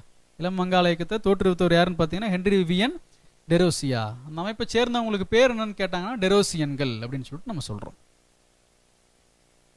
அடுத்த அமைப்பு சத்திய சோதக் சமாஜம், உண்மை தேடுவோர் சங்கம். சத்திய சோதக் சமாஜம், உண்மையை தேடுவோர் சங்கம். இந்த அமைப்பு தோற்றுவிக்கப்பட்ட ஆண்டு 1873 செப்டம்பர் 24 டேட். பூனாவில் தோற்றுவிக்கப்பட்டது. யார் தோற்றுவித்தாங்க? ஜோதிபா பூலே என்பவரால் தோற்றுவிக்கப்பட்டது. ஸோ சத்திய சோதக் சமாஜம் 1873 பூனாவில் ஜோதிபா பூலே அப்படிங்கிறாரால் தோற்றுவிக்கப்பட்ட ஒரு அமைப்பு. ஒரு தாழ்த்தப்பட்ட மக்கள் சார்பான ஒரு முக்கியமான தலைவர் ஜோதிபா பூலே. இவர் பிறந்தது 1827 ஏப்ரல் 28. எங்கே பிறந்திருக்காருன்னா பூனாவில் பிறந்தவர். சத்திய சோதக் சமாஜத்துடைய வேறு பேர் என்னன்னு கேட்டாங்கன்னா உண்மை தேடுவோர் சங்கம், சத்திய சோதக் சமாஜம். இந்த அமைப்புடைய முக்கியமான நோக்கம் பாருங்க, பிராமணர் ஆதிக்கத்திலிருந்து தாழ்த்தப்பட்டோரை விடுவித்தலே இதன் நோக்கமாகும். ஏற்கனவே நம்ம படிச்சிருக்கோம்ல, அதாவது சமூகத்தில் இருக்கக்கூடிய மிக முக்கியமான பிரச்சனைகள் ஒன்று பிராமணர் ஆதிக்கம், ஜாதி பாகுபாடு. ஸோ இதை ரெண்டையும் உடைக்குது இந்த அமைப்பு. பிராமணர் ஆதிக்கத்திலிருந்து தாழ்த்தப்பட்டோரை விடுவித்தல் தான் இந்த அமைப்புடைய முக்கியமான நோக்கம். ஸோ முக்கியமான ஒரு சமூக சீர்திருத்த அமைப்பு இந்த சத்திய சோதக் சமாஜம். ஜோதிபா தன் வீட்டின் அருகிலேயே குளம் ஒன்றை அமைத்து தாழ்த்தப்பட்டோர் பயன்படுத்துமாறு செய்தார். அன்றைய காலகட்டத்தில் பொது குளம் இருக்கும் அல்லது பொது கிணறு இருக்கும் ஊரில். அதில் தான் அந்த ஊரில் இருக்கக்கூடிய பொதுமக்கள் எல்லாமே குடிக்கிறதுக்காக தண்ணி எடுப்பாங்க, யூசேஜுக்காக வாட்டர் எல்லாமே எடுத்துப்பாங்க. அதில் தாழ்த்தப்பட்ட மக்கள் போய் தண்ணி எடுக்கக்கூடாது, குடிநீர் எடுக்கக்கூடாதுன்னு சொல்லிட்டு அந்தந்த பகுதி சார்ந்த கண்டிஷன் இருக்குது. அதுக்காக தான் அவர் வீட்டுக்கு பக்கத்திலேயே குளம் ஒன்றை அமைத்து அதை தாழ்த்தப்பட்டோர் பயன்படுத்துங்க அப்படின்னு சொல்லிட்டு அறிவிக்கிறார். இதெல்லாம் அன்றைய காலகட்டத்தில் இருந்த ஜாதி பாகுபாடு. ஸோ இதையெல்லாம் எதிர்த்தது தான் இந்த அமைப்புகள், இயக்கங்கள். அடுத்தது ஆதரவற்ற குழந்தைகளுக்கு ஆதரவற்றோர் இல்லத்தை நிறுவிய முதல் ஹிந்து. அவர் யாருன்னா ஜோதிபா தான். அதே போல் 1848 புத்வார் பேத் என்ற இடத்தில் பெண்கள் பள்ளியை தோற்றுவித்தார். எந்த ஆண்டு? 1848. என்ன பிளேஸ்னா புத்வார் பேத். பட் இந்த ஸ்கூல் பார்த்தீங்கன்னா ஃபங்க்ஷனுக்கு வரல. ஆதிக்க ஜாதியை சேர்ந்த மக்கள் பார்த்தீங்கன்னா அந்த ஸ்கூலை ஃபங்க்ஷனுக்கு கொண்டு வர அலோவ் பண்ணல. அதனால் அந்த ஸ்கூல் ஃபங்க்ஷனுக்கு கொண்டு வர முடியல. ஸ்கூல் புக்லேயும் இந்த புத்வார் பேத் அப்படிங்கிற பிளேஸ் இருக்குது. அங்கே தான் ஃபஸ்ட்டு பள்ளி எஸ்டாப்ளிஷ் பண்ணுறாரு. ஆனால் அது ஃபங்க்ஷனுக்கு வரல அப்படிங்கிறதுனால அதுக்கு அடுத்தது 1851 ஆண்டு ஜோதிபாவும் அவரது மனைவியும் பூனாவில் முதலாவது பெண்கள் பள்ளியை நிறுவினர். இதுதான் பெரும்பாலும் கேட்டுட்டு இருக்கிறாங்க. முதலாவது பெண்கள் பள்ளி பூனாவில் தான் நிறுவப்பட்டது அப்படிங்கிற கான்செப்ட். ஏன்னா ஃபங்க்ஷனுக்கு வந்தது அதுதான் ஃபர்ஸ்ட். அது 1851. அதை நிறுவனதும் ஜோதிபாவும் அவருடைய மனைவியும். 1890 ஆண்டு நவம்பர் 28 ஜோதிபா காலமானார். அதே போல் அவருக்கு ஒரு பட்டம், மகாத்மா அப்படிங்கிற பட்டம் 1888 கிடைக்குது. ஸோ மகாத்மா என போற்றப்பட்ட தாழ்த்தப்பட்ட வகுப்பை சார்ந்த ஒரு சீர்திருத்தவாதி, தாழ்த்தப்பட்ட மக்கள் சார்பாக போராடியவர் யாருன்னு பார்த்தீங்க அப்படின்னா ஜோதிபா பூலே. அவருடைய முக்கியமான புத்தகங்கள், மிக முக்கியமானது குலாம்கிரி, அடிமைத்தனம், அடிமைத்தலம் இல்லை அடிமைத்தனம், கரெக்ட் பண்ணிக்கங்க, குலாம்கிரி. அதே போல் சத்திய தர்ம புஸ்தலா, இது ரெண்டுமே அவருடைய முக்கியமான புத்தகங்கள். தீன் மித்ரா அப்படிங்கிற பத்திரிகை இந்த அமைப்போடு தொடர்புடையது. சத்திய சோதக் சமாஜத்தோடு தொடர்புடைய பத்திரிகை எதுனா தீன் மித்ரா அப்படிங்கிற ஒரு பத்திரிகை. அதோட முக்கியமானது முக்கிய நூல்கள். அதில் குலாம்கிரி முக்கியமானது, அடிமைத்தனம். குலாம்கிரி அப்படிங்கிற புத்தகத்தை எழுதியவர் யாருன்னு கேட்டாங்கன்னா ஜோதிபா பூலே. அவர் என்ன அமைப்பு தோற்றுவிக்கிறாரு? சத்திய சோதக் சமாஜம், முக்கியமான ஒரு அமைப்பு. எங்கு தோற்றுவிக்கப்பட்டதுன்னா பூனாவில் தோற்றுவிக்கப்பட்ட அமைப்பு. இந்த அமைப்புடைய வேறு பேர் என்ன? உண்மை தேடுவோர் சங்கம். அமைப்புடைய நோக்கம் என்ன? பிராமணர் ஆதிக்கத்திலிருந்து தாழ்த்தப்பட்டோரை விடுவித்தல். இதெல்லாம் முக்கியமானது அந்த பாயிண்ட். அடுத்த அமைப்பு பார்சி சீர்திருத்த சங்கம். இந்து சமயம் சார்ந்தது, இஸ்லாம் சமயம் சார்ந்தது, இதெல்லாம் நம்ம பார்த்தோம். அதே போல் பார்சிங்கிறது ஒரு சமயம், அவங்க சமயத்தை சார்ந்த சீர்திருத்த இயக்கங்கள் இருந்தது. அதில் ஜொராஸ்ட்ரியர்கள், இந்த பார்சி சமயத்தை சேர்ந்தவங்களுக்கு இன்னொரு பேர் பார்சிகள்னு சொல்கிறோம் அல்லது ஜொராஸ்ட்ரியர்கள் அப்படின்னு சொல்கிறோம். இவங்க 10ஆம் நூற்றாண்டில் இந்தியாவின் மேற்கு கடற்கரையில் குடியேறினர். எந்த நூற்றாண்டுனா 10ஆம் நூற்றாண்டு, 900 1000 வரைக்கும். அந்த காலகட்டத்தில் இந்தியாவுடைய வெஸ்ட் கோஸ்டில் வியாபாரத்துக்காக வந்து செட்டில் ஆனவங்க தான் யாருன்னு பார்த்தீங்கன்னா பார்சிகள், ஜொராஸ்ட்ரியர்கள். அவங்க இந்தியாவுடைய வெஸ்ட் கோஸ்டில் வந்து செட்டில் ஆகிறாங்க. 1851 ஆண்டு ரகுன்மை மத்தியாசனன் சபா அப்படின்னு ஒரு அமைப்பு, அதை தோற்றுவித்தவர் யாருன்னு பார்த்தீங்கன்னா நவ்ரோஜி பர்டுன்ஜி மற்றும் எஸ்எஸ் பெங்காலி, 2 பேர் சேர்ந்து பம்பாயில் தோற்றுவிக்கிறாங்க. அமைப்புடைய பேர் என்னென்ன? ரகுன்மை மத்தியாசனன் சபா. நவ்ரோஜி பர்டுன்ஜி மற்றும் எஸ்எஸ் பெங்காலி 2 பேரும் சேர்ந்து பம்பாயில் தோற்றுவித்த அமைப்பு. ஆண்டு என்னன்னு கேட்டால் 1851. இந்த அமைப்புக்கு ஃபினான்ஷியல் அசிஸ்டன்ஸ் கொடுத்தது யாருன்னு பார்த்தா கேஆர் காமா. நிதி உதவி செஞ்சது யாருன்னு கேட்டால் கேஆர் காமா. இந்த அமைப்புடைய முக்கியமான தலைவர்கள் 2 பேர். தாதாபாய் நவ்ரோஜி, முக்கியமான ஒரு மிதவாத தலைவர், இந்திய தேசிய இயக்கத்தில் படிக்க போகிறோம். ஜேபி வாச்சா, கேஆர் காமா. ஸோ இந்த தலைவர்கள்லாம் எந்த இயக்கத்தை சார்ந்தவர்கள்னா பார்சி சீர்திருத்த இயக்கத்தை சார்ந்தவர்கள். இந்த பார்சி சீர்திருத்த இயக்கத்துடைய வார இதழ், வீக்லி மேகசின் எதுன்னு பார்த்தீங்கன்னா ராஸ்து கோப்தார். இந்த பத்திரிகைக்கு பேர் என்ன? ராஸ்து கோப்தார். அடுத்தது எஸ்எஸ் பெங்காலி, இந்த இயக்கத்தை சார்ந்தவர். அவர் நடத்தின ஒரு மாத பத்திரிகை ஜகத் மித்ரா, ஜகத் பிரேமி, ஸ்பெல்லிங் மிஸ்டேக், அதை கரெக்ட் பண்ணிக்கங்க, ஆகத் மித்ரா இல்லை, ஜகத் மித்ரா மற்றும் ஜகத் பிரேமி. இது ரெண்டும் எஸ்எஸ் பெங்காலி நடத்தின மாத பத்திரிக்கை. ஸோ பார்சி சமயம் சார்ந்த சீர்திருத்த சங்கம். சங்கத்துக்கு பேர் என்ன? ரகுன்மை மத்தியாசனன் சபா. 1851 பம்பாயில் தோற்றுவிக்கப்படுது. தோற்றுவித்தவர் யாருன்னு கேட்டால் 2 பேர், நவ்ரோஜி பர்டுன்ஜி மற்றும் எஸ்எஸ் பெங்காலி. இந்த அமைப்புடைய முக்கியமான பத்திரிகை எதுன்னு கேட்டால் ராஸ்து கோப்தார் பத்திரிகையுடைய பேர். அதே போல் எஸ்எஸ் பெங்காலி நடத்தின மாத பத்திரிகைகள்லாம் என்னென்னு பார்த்தீங்கன்னா ஜெகத் மித்ரா, ஜெகத் பிரேமி.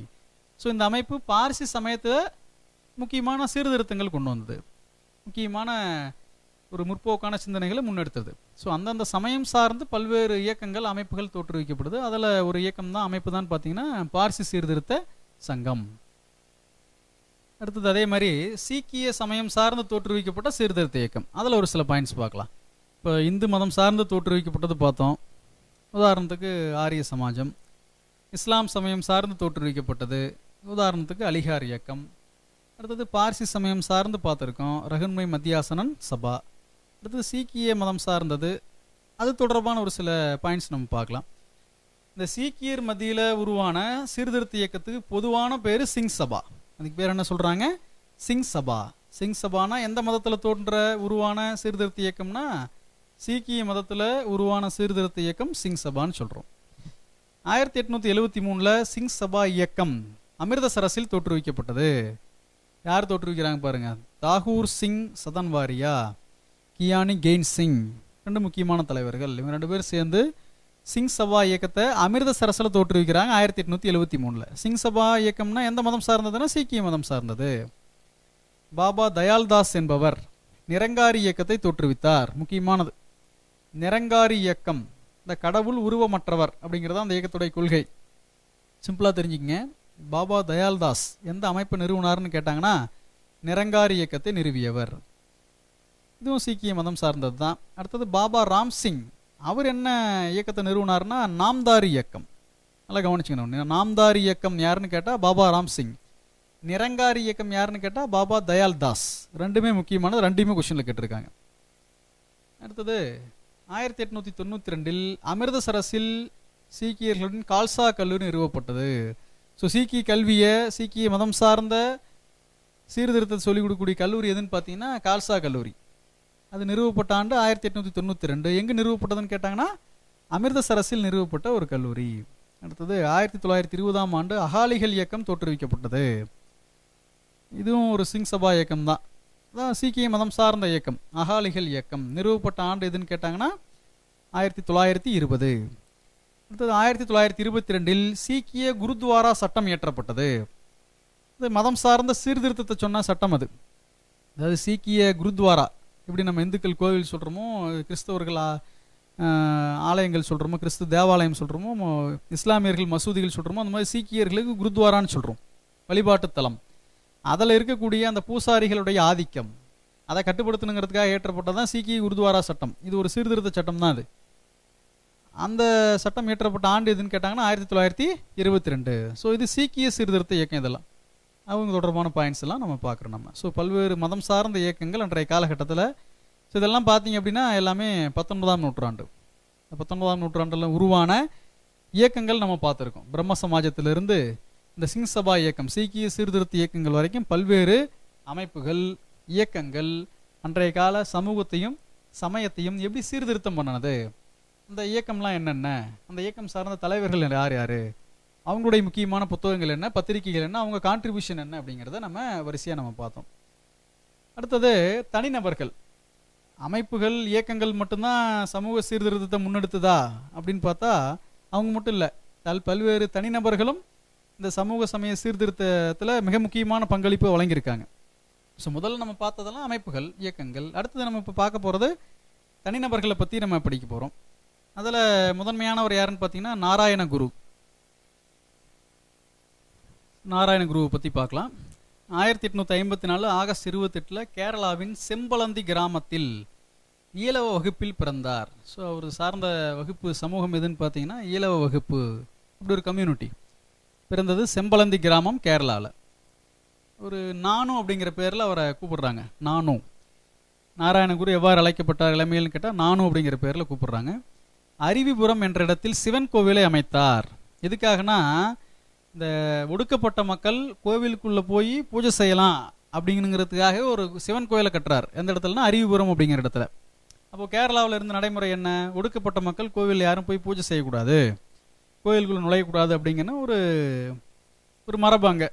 அது சமூக கட்டுப்பாடு தான். இதுதான் சமூகத்தில் இருந்த பிரச்சனை. அதை உடைக்கணும் அப்படிங்கிறதுக்காகவே அருவிபுரம் அப்படிங்கிற இடத்துல ஒரு சிவன் கோயில் எஸ்டாப்ளிஷ் பண்ணி ஒடுக்கப்பட்ட மக்களை அந்த கோவிலுக்குள்ள அனுமதிச்சு அவங்களே பூஜை பண்ற அளவுக்கு ஒரு சூழ்நிலையை உருவாக்குறார்.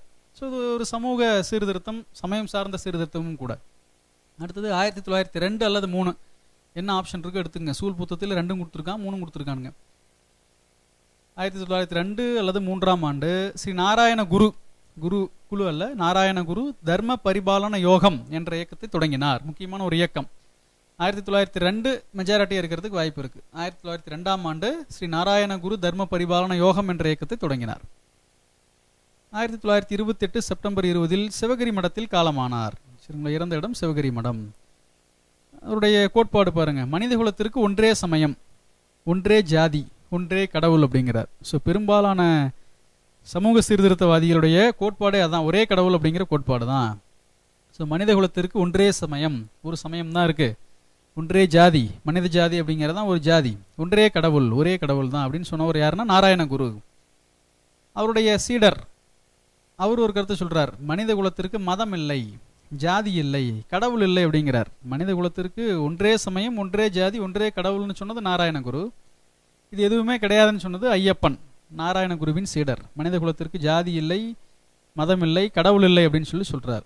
ஸோ நாராயண குரு கேரளாவை சார்ந்த ஒரு சமூக சீர்திருத்தவாதி. இளமை பெயர் நானு. அருவிபுரம் அப்படிங்கிற இடத்துல சிவன் கோயில் அமைக்கிறார். 1902 அல்லது 3 நாராயண குரு தர்ம பரிபாலன யோகம் அப்படின்னு சொல்லிட்டு ஒரு அமைப்பை, ஒரு இயக்கத்தை நிறுவுறார் நாராயண குரு. அதுக்கடுத்தவர் ஐயன் காளி. அவரும் கேரளாவை சார்ந்தவர் தான். 1863 திருவனந்தபுரம் அப்படிங்கிற இடத்துல வெங்கனூர் அப்படிங்கிற வில்லேஜில் பிறக்கிறார். திருவன்றம் தெரியும் எல்லாத்துக்குமே. அங்கே வெங்கனூர் அப்படிங்கிற பிளேஸில் பிறந்தவர் ஐயன் காளி. 1907 சாது ஜன பரிபாலன சங்கம் அப்படின்னு ஒரு சங்கத்தை நிறுவி புலையர், மலையர் அல்ல புலையர், புலையர் மக்களின் முன்னேற்றத்திற்கு பாடுபட்டார். அது எந்த ஆண்டுன்னா 1907. அமைப்புடைய பெயர் என்ன, சாது ஜன பரிபாலன சங்கம் அப்படின்னு ஒரு சங்கத்தை நிறுவி புலையர் என மக்களின் முன்னேற்றத்திற்கு பாடுபட்டவர் யாருன்னு கேட்டா ஐயன் காளி. அவர் என்ன சொல்றாருன்னா, பொதுச்சாலைகள்ல, ரோட்ல காளைகள் பூட்டப்பட்ட வண்டியில பயணம் செய்யுங்கன்னு சொல்லி ஊக்குவித்தார். அவரும் பயணம் செஞ்சார். உயர்தட்டு மக்கள் தான் காளைகள் பூட்டப்பட்ட அந்த மாட்டு வண்டி, சேரட் வண்டின்னு சொல்லுவோம், அதில் பயணம் செய்யணுங்கிற அவசியம்லாம் கிடையாது, யார் வேணாலும் போகலாம் அப்படின்னு சொல்லிட்டு. ஏன்னா ஒடுக்கப்பட்ட மக்களுக்கு அதுக்கெல்லாம் பர்மிஷன் கிடையாதுன்ற காலகட்டத்தில். அதை உடைக்கணும், ஒரு சீர்திருத்தம் கொண்டு வரணும் அப்படிங்கிறதுக்காக காளைகள் பூட்டப்பட்ட அந்த வண்டியில், மாட்டு வண்டியில் அவர் பயணம் செய்கிறார் பொதுச்சாலையில். அது ஒடுக்கப்பட்ட மக்களை ஊக்குவிக்கிறாரு. ஸோ இது முக்கியமானது, கேட்கலாம். ஸ்கூல் புக்கில் இருக்கக்கூடிய பாயிண்ட் இது. காளைகள் பூட்டப்பட்ட வண்டிகளில் பொதுச்சாலைகளில் பயணம் செய்தவர் யார், எந்த சீர்திருத்தவாதி அப்படின்னு கேட்டால் ஐயன் காளி. ஞாபகம் வச்சுக்கணும். அடுத்த பெரும் தலைவர் டாக்டர் B.R. அம்பேத்கர். முக்கியமான ஒரு சமூக சீர்திருத்தவாதி. 1891 ஏப்ரல் 14 பிறந்த இடம் மகவ். மகவ் எங்கே இருக்குன்னா இந்தூர். இந்தூரில் இருக்கக்கூடிய ஒரு சின்ன ஊர் தான் மகவ் அப்படிங்கிற பிளேஸ். அங்கே தான் பிறந்திருக்கார் டாக்டர் B.R. அம்பேத்கர். தாழ்த்தப்பட்ட மற்றும் தலித் மக்களின் மீட்பாளராக கருதப்படுகிறார். முக்கியமான ஒரு தலைவர், தாழ்த்தப்பட்ட மக்கள் சார்பான ஒரு பிரதிநிதி. அதனால தான் அவருக்கு அந்த மாதிரி பேர் கிடைக்குது, தலித் மக்களின் மீட்பாளராக கருதப்படுகிறார். அடுத்தது இந்திய அரசியல் சட்ட வரைவு குழுவின் தலைவராக விளங்கினார், படிச்சிருப்போம் கான்ஸ்டியூஷனில். அடுத்தது இந்தியாவின் முதல் சட்ட அமைச்சர். இதெல்லாம் அவருக்குமான சிறப்புகள். அவர் வகித்த முக்கியமான பதவி. 1990ஆம் ஆண்டு பாரத ரத்னா விருது வழங்கப்பட்டது. ஸோ அம்பேத்கருக்கு பாரத ரத்னா விருது வழங்கப்பட்ட ஆண்டு எப்போன்னு கேட்டால் 1990. அடுத்தது 1924ஆம் ஆண்டு ஜாதியிலிருந்து விலக்கப்பட்டோர் நலச்சங்கத்தை தோற்றுவித்தார். அந்த அமைப்புக்கு பேர் பகிஷ் கிருத்காரணி சபா. முக்கியமானது. தோற்றுவிக்கப்பட்ட ஆண்டு எப்போன்னு கேட்டால் 1924. ஜாதியிலிருந்து விலக்கப்பட்டோர் நலச்சங்கம். அடுத்தது தாழ்த்தப்பட்ட மக்களை மற்றவர்களுக்கு இணையாக சமுதாயத்திலும் அரசியலிலும் உயர்த்துவதே இதன் நோக்கமாகும். ஸோ தாழ்த்தப்பட்ட மக்களை மற்ற கம்யூனிட்டிக்கு ஈக்குவலண்ட்டாக சமுதாயத்திலும் சரி, சொசைட்டியில், பொலிட்டிக்கல், அரசியலிலும் உயர்த்துவதே மேலே சொன்ன அந்த பகிஷ் கிருத்காரணி சபாவுடைய நோக்கம். 1927ஆம் ஆண்டு மகத் மார்ச் என்ற பேரணியை பம்பாயில் நடத்தினார். ஸோ இந்த பேரணி மகத் மார்ச், மார்ச் அப்படின்னாவே பேரணி தான், மகத் அப்படிங்கிற இடத்துல நடத்தினார். அதனால் மகத் மார்ச் பேரணி அப்படின்னு சொல்லி சொல்கிறோம். அது நடத்தப்பட்ட ஆண்டு 1927. சரி, இந்த மகத் மார்ச் பேரணியுடைய நோக்கம் என்னன்னு பாருங்க. தீண்டத்தகாத மக்கள் மகத் என்ற இடத்தில் உள்ள பொதுக்குளத்தில் குடிநீர் எடுக்கும் உரிமையை பெற பேரணி நடத்தப்பட்டது. ஸோ இந்த பேரணி நடத்த காரணம் என்னன்னு பார்த்தீங்க அப்படின்னா, மகத் அப்படிங்கிற பிளேஸில் இருக்கக்கூடிய ஒரு பொதுக்குளம், அந்த பொதுக்குளத்தில் குடிநீர் எடுக்கும் உரிமையை யாருக்கு இல்லாமல் இருக்குன்னு பார்த்தீங்கன்னா தீண்டத்தகாத மக்களுக்கு இல்லாமல் இருக்குது. அந்த உரிமை வேணும் அப்படிங்கிறதுக்காக நடத்தப்பட்டதான் மகத் மார்ச் பேரணி. ஏற்கனவே ஜோதிபா பூலே கூட நம்ம பார்த்தோம், வீட்டுக்கு பக்கத்திலேயே குளம் ஒன்றை வெட்டி அதை தாழ்த்தப்பட்ட மக்கள் குடிநீர் எடுக்கிறதுக்கு ப்ரொவிஷன் கொடுத்தார். இந்த மாதிரி மகத் அப்படிங்கிற பிளேஸில் இருக்கக்கூடிய ஒரு பொதுக்குளம், அதில் குடிநீர் எடுக்கும் உரிமையை பெற நடத்தப்பட்டது தான் மகத் மார்ச் பேரணி. அடுத்தது 1930ஆம் ஆண்டு குருவாயூர் சத்தியாகிரகத்தை நடத்தினார். முக்கியமானது, குருவாயூர் சத்தியாகிரகத்துக்கு தலைமையேற்றது யாருன்னு கேட்டால் டாக்டர் B.R. அம்பேத்கர். 1956ஆம் ஆண்டு புத்த மதத்தை தழுவினார். கேட்கலாம், அம்பேத்கர் தொடர்பான கூற்றுகளில் எது சரி எது தவறுன்னு கொடுத்துட்டு இந்த மாதிரி பாயிண்ட்ஸ்லாம் கொடுக்கலாம். தன்னுடைய இறுதி காலத்தில் அம்பேத்கர் எந்த மதத்தை தழுவினார்னு கேட்டாலும் புத்த மதம். 1956 டிசம்பர் 6ஆம் நாள் காலமானார். அதே போல் அவர் தோற்றுவித்த இன்னொரு அமைப்பு அகில பாரதிய தலித் வர்க்க சபை அப்படின்னு ஒரு அமைப்பை நிறுவுறார். ஸோ மேலே சொன்ன பகத்கிரிஷ் காரணை சபா அது ஒன்று, கீழே அகில பாரதிய தலித் வர்க்க சபை. அடுத்தது 1932ஆம் ஆண்டு பூனா உடன்படிக்கையில் தாழ்த்தப்பட்ட மக்கள் சார்பாக கையெழுத்திட்டார். பின்னாடி படிப்போம். பூனா உடன்படிக்கை இந்திய விடுதலை போராட்டத்தில் இயக்கத்தில் ஒரு முக்கியமான ஒரு உடன்படிக்கை இது. இதில் காந்தியடிகள், அம்பேத்கர், அதே போல் ஆங்கில அரசாங்கம், இந்த 3 பேர்த்துக்கு இடையில் ஏற்பட்ட ஒரு உடன்படிக்கை இது. அதில் தாழ்த்தப்பட்ட மக்கள் சார்பாக கையெழுத்திட்டவர் யாருன்னு பார்த்தீங்கன்னா டாக்டர் அம்பேத்கர். அவருடைய முக்கியமான புத்தகம் யார் எங்கே சூத்திரர்கள். இந்த புத்தகம் ஜோதிபா பூலேவிற்கு வழங்கினார். அவர் டெடிகேட் பண்ணுறார். இந்த புத்தகம் எழுதினப்பெல்லாம் ஜோதிபா இறந்துடுறார். பட் இந்த புத்தகத்தை டெடிகேட் பண்ணது யாருக்காகன்னு பார்த்தீங்கன்னா ஜோதிபா பூலேவுக்காக. முக்கியமான புத்தகம் யார் எங்கே சூத்திரர்கள். அடுத்தது முக்கியமான பத்திரிகை த டம்ப் ஹீரோ. அம்பேத்கருடைய முக்கியமான பத்திரிகை த டம்ப் ஹீரோ, ஊமைகளின் நாயகன், தமிழில் அந்த பேர் இருக்குது. மூக் நாயக் அப்படின்னு சொல்லுவாங்க. ஊமைகளின் நாயகன், மூக் நாயக், த டம்ப் ஹீரோ, இதெல்லாம் ஒரே பத்திரிகை தான். இந்த பத்திரிகையுடைய நடத்தினது யாருன்னு கேட்டால் டாக்டர் B.R. அம்பேத்கர். ஸோ இதெல்லாம் அம்பேத்கர் தொடர்பான முக்கியமான பாயிண்ட்ஸ். இவர் ஒரு முக்கியமான ஒரு தனிநபர் தலைவர். தாழ்த்தப்பட்ட மக்கள் சார்பாக பல்வேறு சீர்திருத்தத்தை கொண்டுட்டு வந்தவர். அதான் தாழ்த்தப்பட்ட மக்கள் மற்ற மக்களுக்கு இணையாக சமுதாயத்திலும் அரசியல் வளரணும் அப்படிங்கிறது தான் அவருடைய அடிப்படையான நோக்கம். மிக முக்கியமான ஒரு தலைவர், ஒரு சமூக சீர்திருத்தவாதி. அடுத்த தலைவர் அயோத்திதாச பண்டிதர். அவர் பிறந்த இடம் சென்னை. அத்வைதானந்தா சபான்னு ஒரு அமைப்பு நிறுவுறார் 1876. அத்வைதானந்தா சபா. இதெல்லாம் லேட்டஸ்ட் ஸ்கூல் புக்கில் கொடுத்துருக்கூடிய முக்கியமான தலைவர்கள். இப்போ நம்ம ஃபாலோ பண்ணிட்டு இருக்கக்கூடிய புத்தகத்தில் இவங்க எல்லாத்தையுமே கொடுத்துருக்குறாங்க, தரவாக படிச்சுக்கணும். அடுத்தது 1882ஆம் ஆண்டு ஜான் திரவியம் என்பவருடன் இணைந்து திராவிடர் கழகம் என்ற அமைப்பை நிறுவினார். ஸோ திராவிடர் கழகம் அப்படிங்கிற அமைப்பு 1882 எஸ்டாப்ளிஷ் பண்ணுறார். 1885 திராவிட பாண்டியன் என்ற இதழை தொடங்கினார். முக்கியமான ஒரு பத்திரிகை. 1885 திராவிட பாண்டியன் அப்படின்னு சொல்லக்கூடிய ஒரு பத்திரிகையை நிறுவுறார். அடுத்தது 1891 திராவிட மகாஜன சபையை நிறுவி அதன் முதல் மாநாட்டை நீலகிரியில் நடத்தினார். கேட்கலாம், திராவிட மகாஜன சபையின் முதல் மாநாடு நடத்தப்பட்ட இடம் எங்கன்னு கேட்டால் நீலகிரி. நிறுவப்பட்ட ஆண்டு 1891. நிறுவியவர் யாருன்னு கேட்டாங்கன்னா அயோத்திதாச பண்டிதர். அடுத்தது லேட்டஸ்ட்டாக ஒரு கொஷின் பேப்பரில் கேட்ட கேள்வி. 1907 ஒரு பைசா தமிழன் என்ற வாரப்பத்திரிகையை தொடங்கினார். ஒரு பைசா தமிழன் அப்படின்னு சொல்லக்கூடிய வாரப்பத்திரிகை தொடங்கப்பட்டது 1907.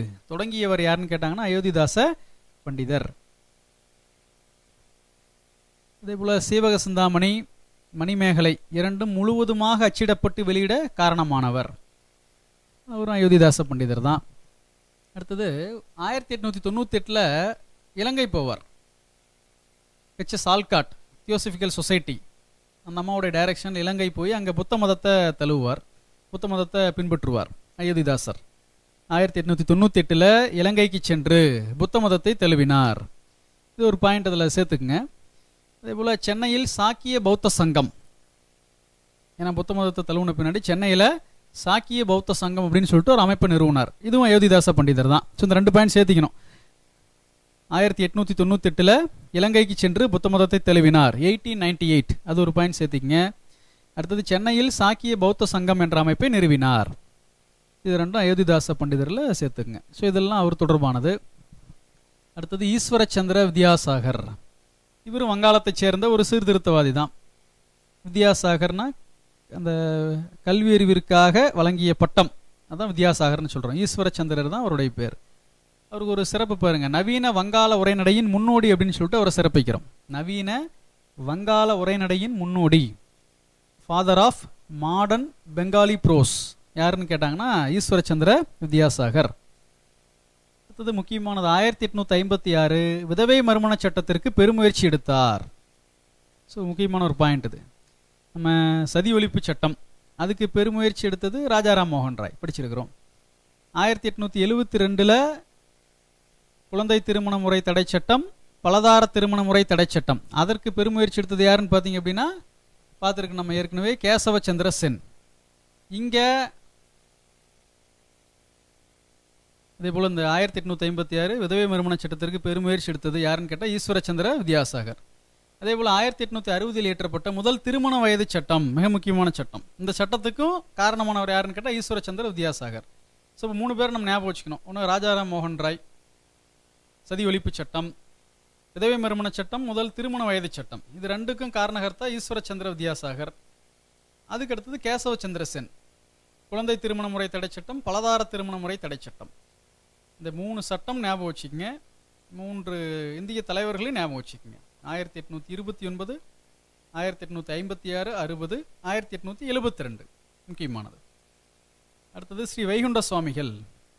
இவர் 1809 கன்னியாகுமரிக்கு பக்கத்தில் இருக்கக்கூடிய சாமித்தோப்பு அப்படிங்கிற இடத்துல பிறக்கிறார். அவருடைய இயற்பெயர் முடிசூடும் பெருமாள் அல்லது முத்துக்குட்டி அப்படின்னு சொல்லிட்டு நம்ம சொல்கிறோம். இவருடைய போதனைகள், வைகுண்ட சாமிகளுடைய போதனைகளுக்கு என்ன பேருன்னு கேட்டால் ஐயாவளி அப்படின்னு சொல்லிட்டு சொல்கிறாங்க. அவருடைய முக்கியமான புத்தகங்கள் பாருங்க, அகில திரட்டு அம்மானை, அருள் நூல், இது 2ம் அவருடைய முக்கியமான புத்தகம். அடுத்தது நிழல் தங்கள் என்ற வழிபாட்டு தலங்கள் அமைக்கப்பட்டன. ஸோ இதுவும் ஒரு முக்கியமானது. ஸ்ரீ வைகுண்ட சாமிகளுடைய போதனைகளை பரப்பக்கூடிய இடம். அந்த இடத்துக்கு பேர் என்னன்னு கேட்டாங்கன்னா, அல்லது வழிபாட்டு தலங்களுக்கு பேர் என்னன்னு கேட்டால் நிழல் தங்கள் ஞாபகம் வச்சுக்கணும், முக்கியமானது. இதில் 2 முக்கியமான பாயிண்ட். ஒன்று, அவருடைய போதனைகளுக்கு என்ன பேருன்னு கேட்டால் ஐயாவளி.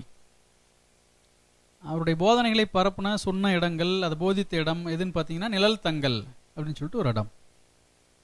அடுத்தது ஒடுக்கப்பட்ட மக்களுக்கு தலைப்பாகை அணியணும்னு சொல்லிட்டு ரெக்கமெண்ட் பண்ணுறார். தலைப்பாகை அணியிறது உயர் ஜாதி மக்கள் மட்டும்தான் அணியணுங்கிறதெல்லாம் கிடையாது. ஒடுக்கப்பட்ட மக்கள் தலைப்பாகை அணியணும் அப்படின்னு சொல்லிட்டு தூண்டியவர் யாருன்னு பார்த்தீங்கன்னா ஸ்ரீ வைகுண்ட சுவாமிகள். இது ஒரு டிஃப்ரெண்ட்டான ஒரு பாயிண்ட். அதே போல் தான் ஐயன் காலியில் ஒரு பாயிண்ட் நம்ம பார்த்துருக்கோம். புதுச்சாலைகளில் காளைகள் பூட்டப்பட்ட வண்டியில் பயணம் செய்யலான்னு சொன்னது ஐயன் காளி. ஒடுக்கப்பட்ட மக்கள் தலைப்பாகை அணியணும் அப்படின்னு சொல்லிட்டு தூண்டியவர் யாருன்னு கேட்டால் ஸ்ரீ வைகுண்ட சுவாமிகள். ஸோ இதெல்லாம் இண்டிவிஜுவல்ஸ் நம்ம பார்த்துருக்குறோம், நாராயண குருவிலேருந்து பார்த்துட்டு வரோம். அதுக்கு முன்னாடி இயக்கங்கள் பார்த்தோம். நம்ம பிரம்ம சமாஜத்திலேருந்து சிங் சபா இயக்கம் வரைக்கும் நம்ம பார்த்தோம். அதுக்கு அடுத்தது நாராயண குருவிலேருந்து ஸ்ரீ வைகுண்ட சுவாமிகள் வரைக்கும் தனிநபர்கள் சமூகத்திலையும் சமயத்திலையும் சீர்திருத்தத்துக்கு கொண்டு வந்தவங்க, ஒரு சமதர்மம் வரணும் சமூகத்தில் அப்படிங்கிறதுக்காக போராடினவங்க, சமயத்தை எளிமைப்படுத்தணும் அப்படிங்கிறதுக்காக போராடினவங்க. இவங்கெல்லாம் இண்டிவிஜுவல்ஸ். இது ஜென்ரலான ஒரு சில பாயிண்ட் இந்த தலைப்பு தொடர்பானது. 1866 தியோபந்த் இயக்கம் தொடங்கப்பட்டது. அது ஒரு இஸ்லாமிய சீர்திருத்த இயக்கம். தியோபந்த் இயக்கம் தொடங்கப்பட்ட ஆண்டு 1866. அடுத்தது 1889 அகமதியா இயக்கத்தை தோற்றுவித்தவர் யாருன்னு கேட்டால் மிர்சா குலாம் அகமது. மிர்சா குலாம் அகமது.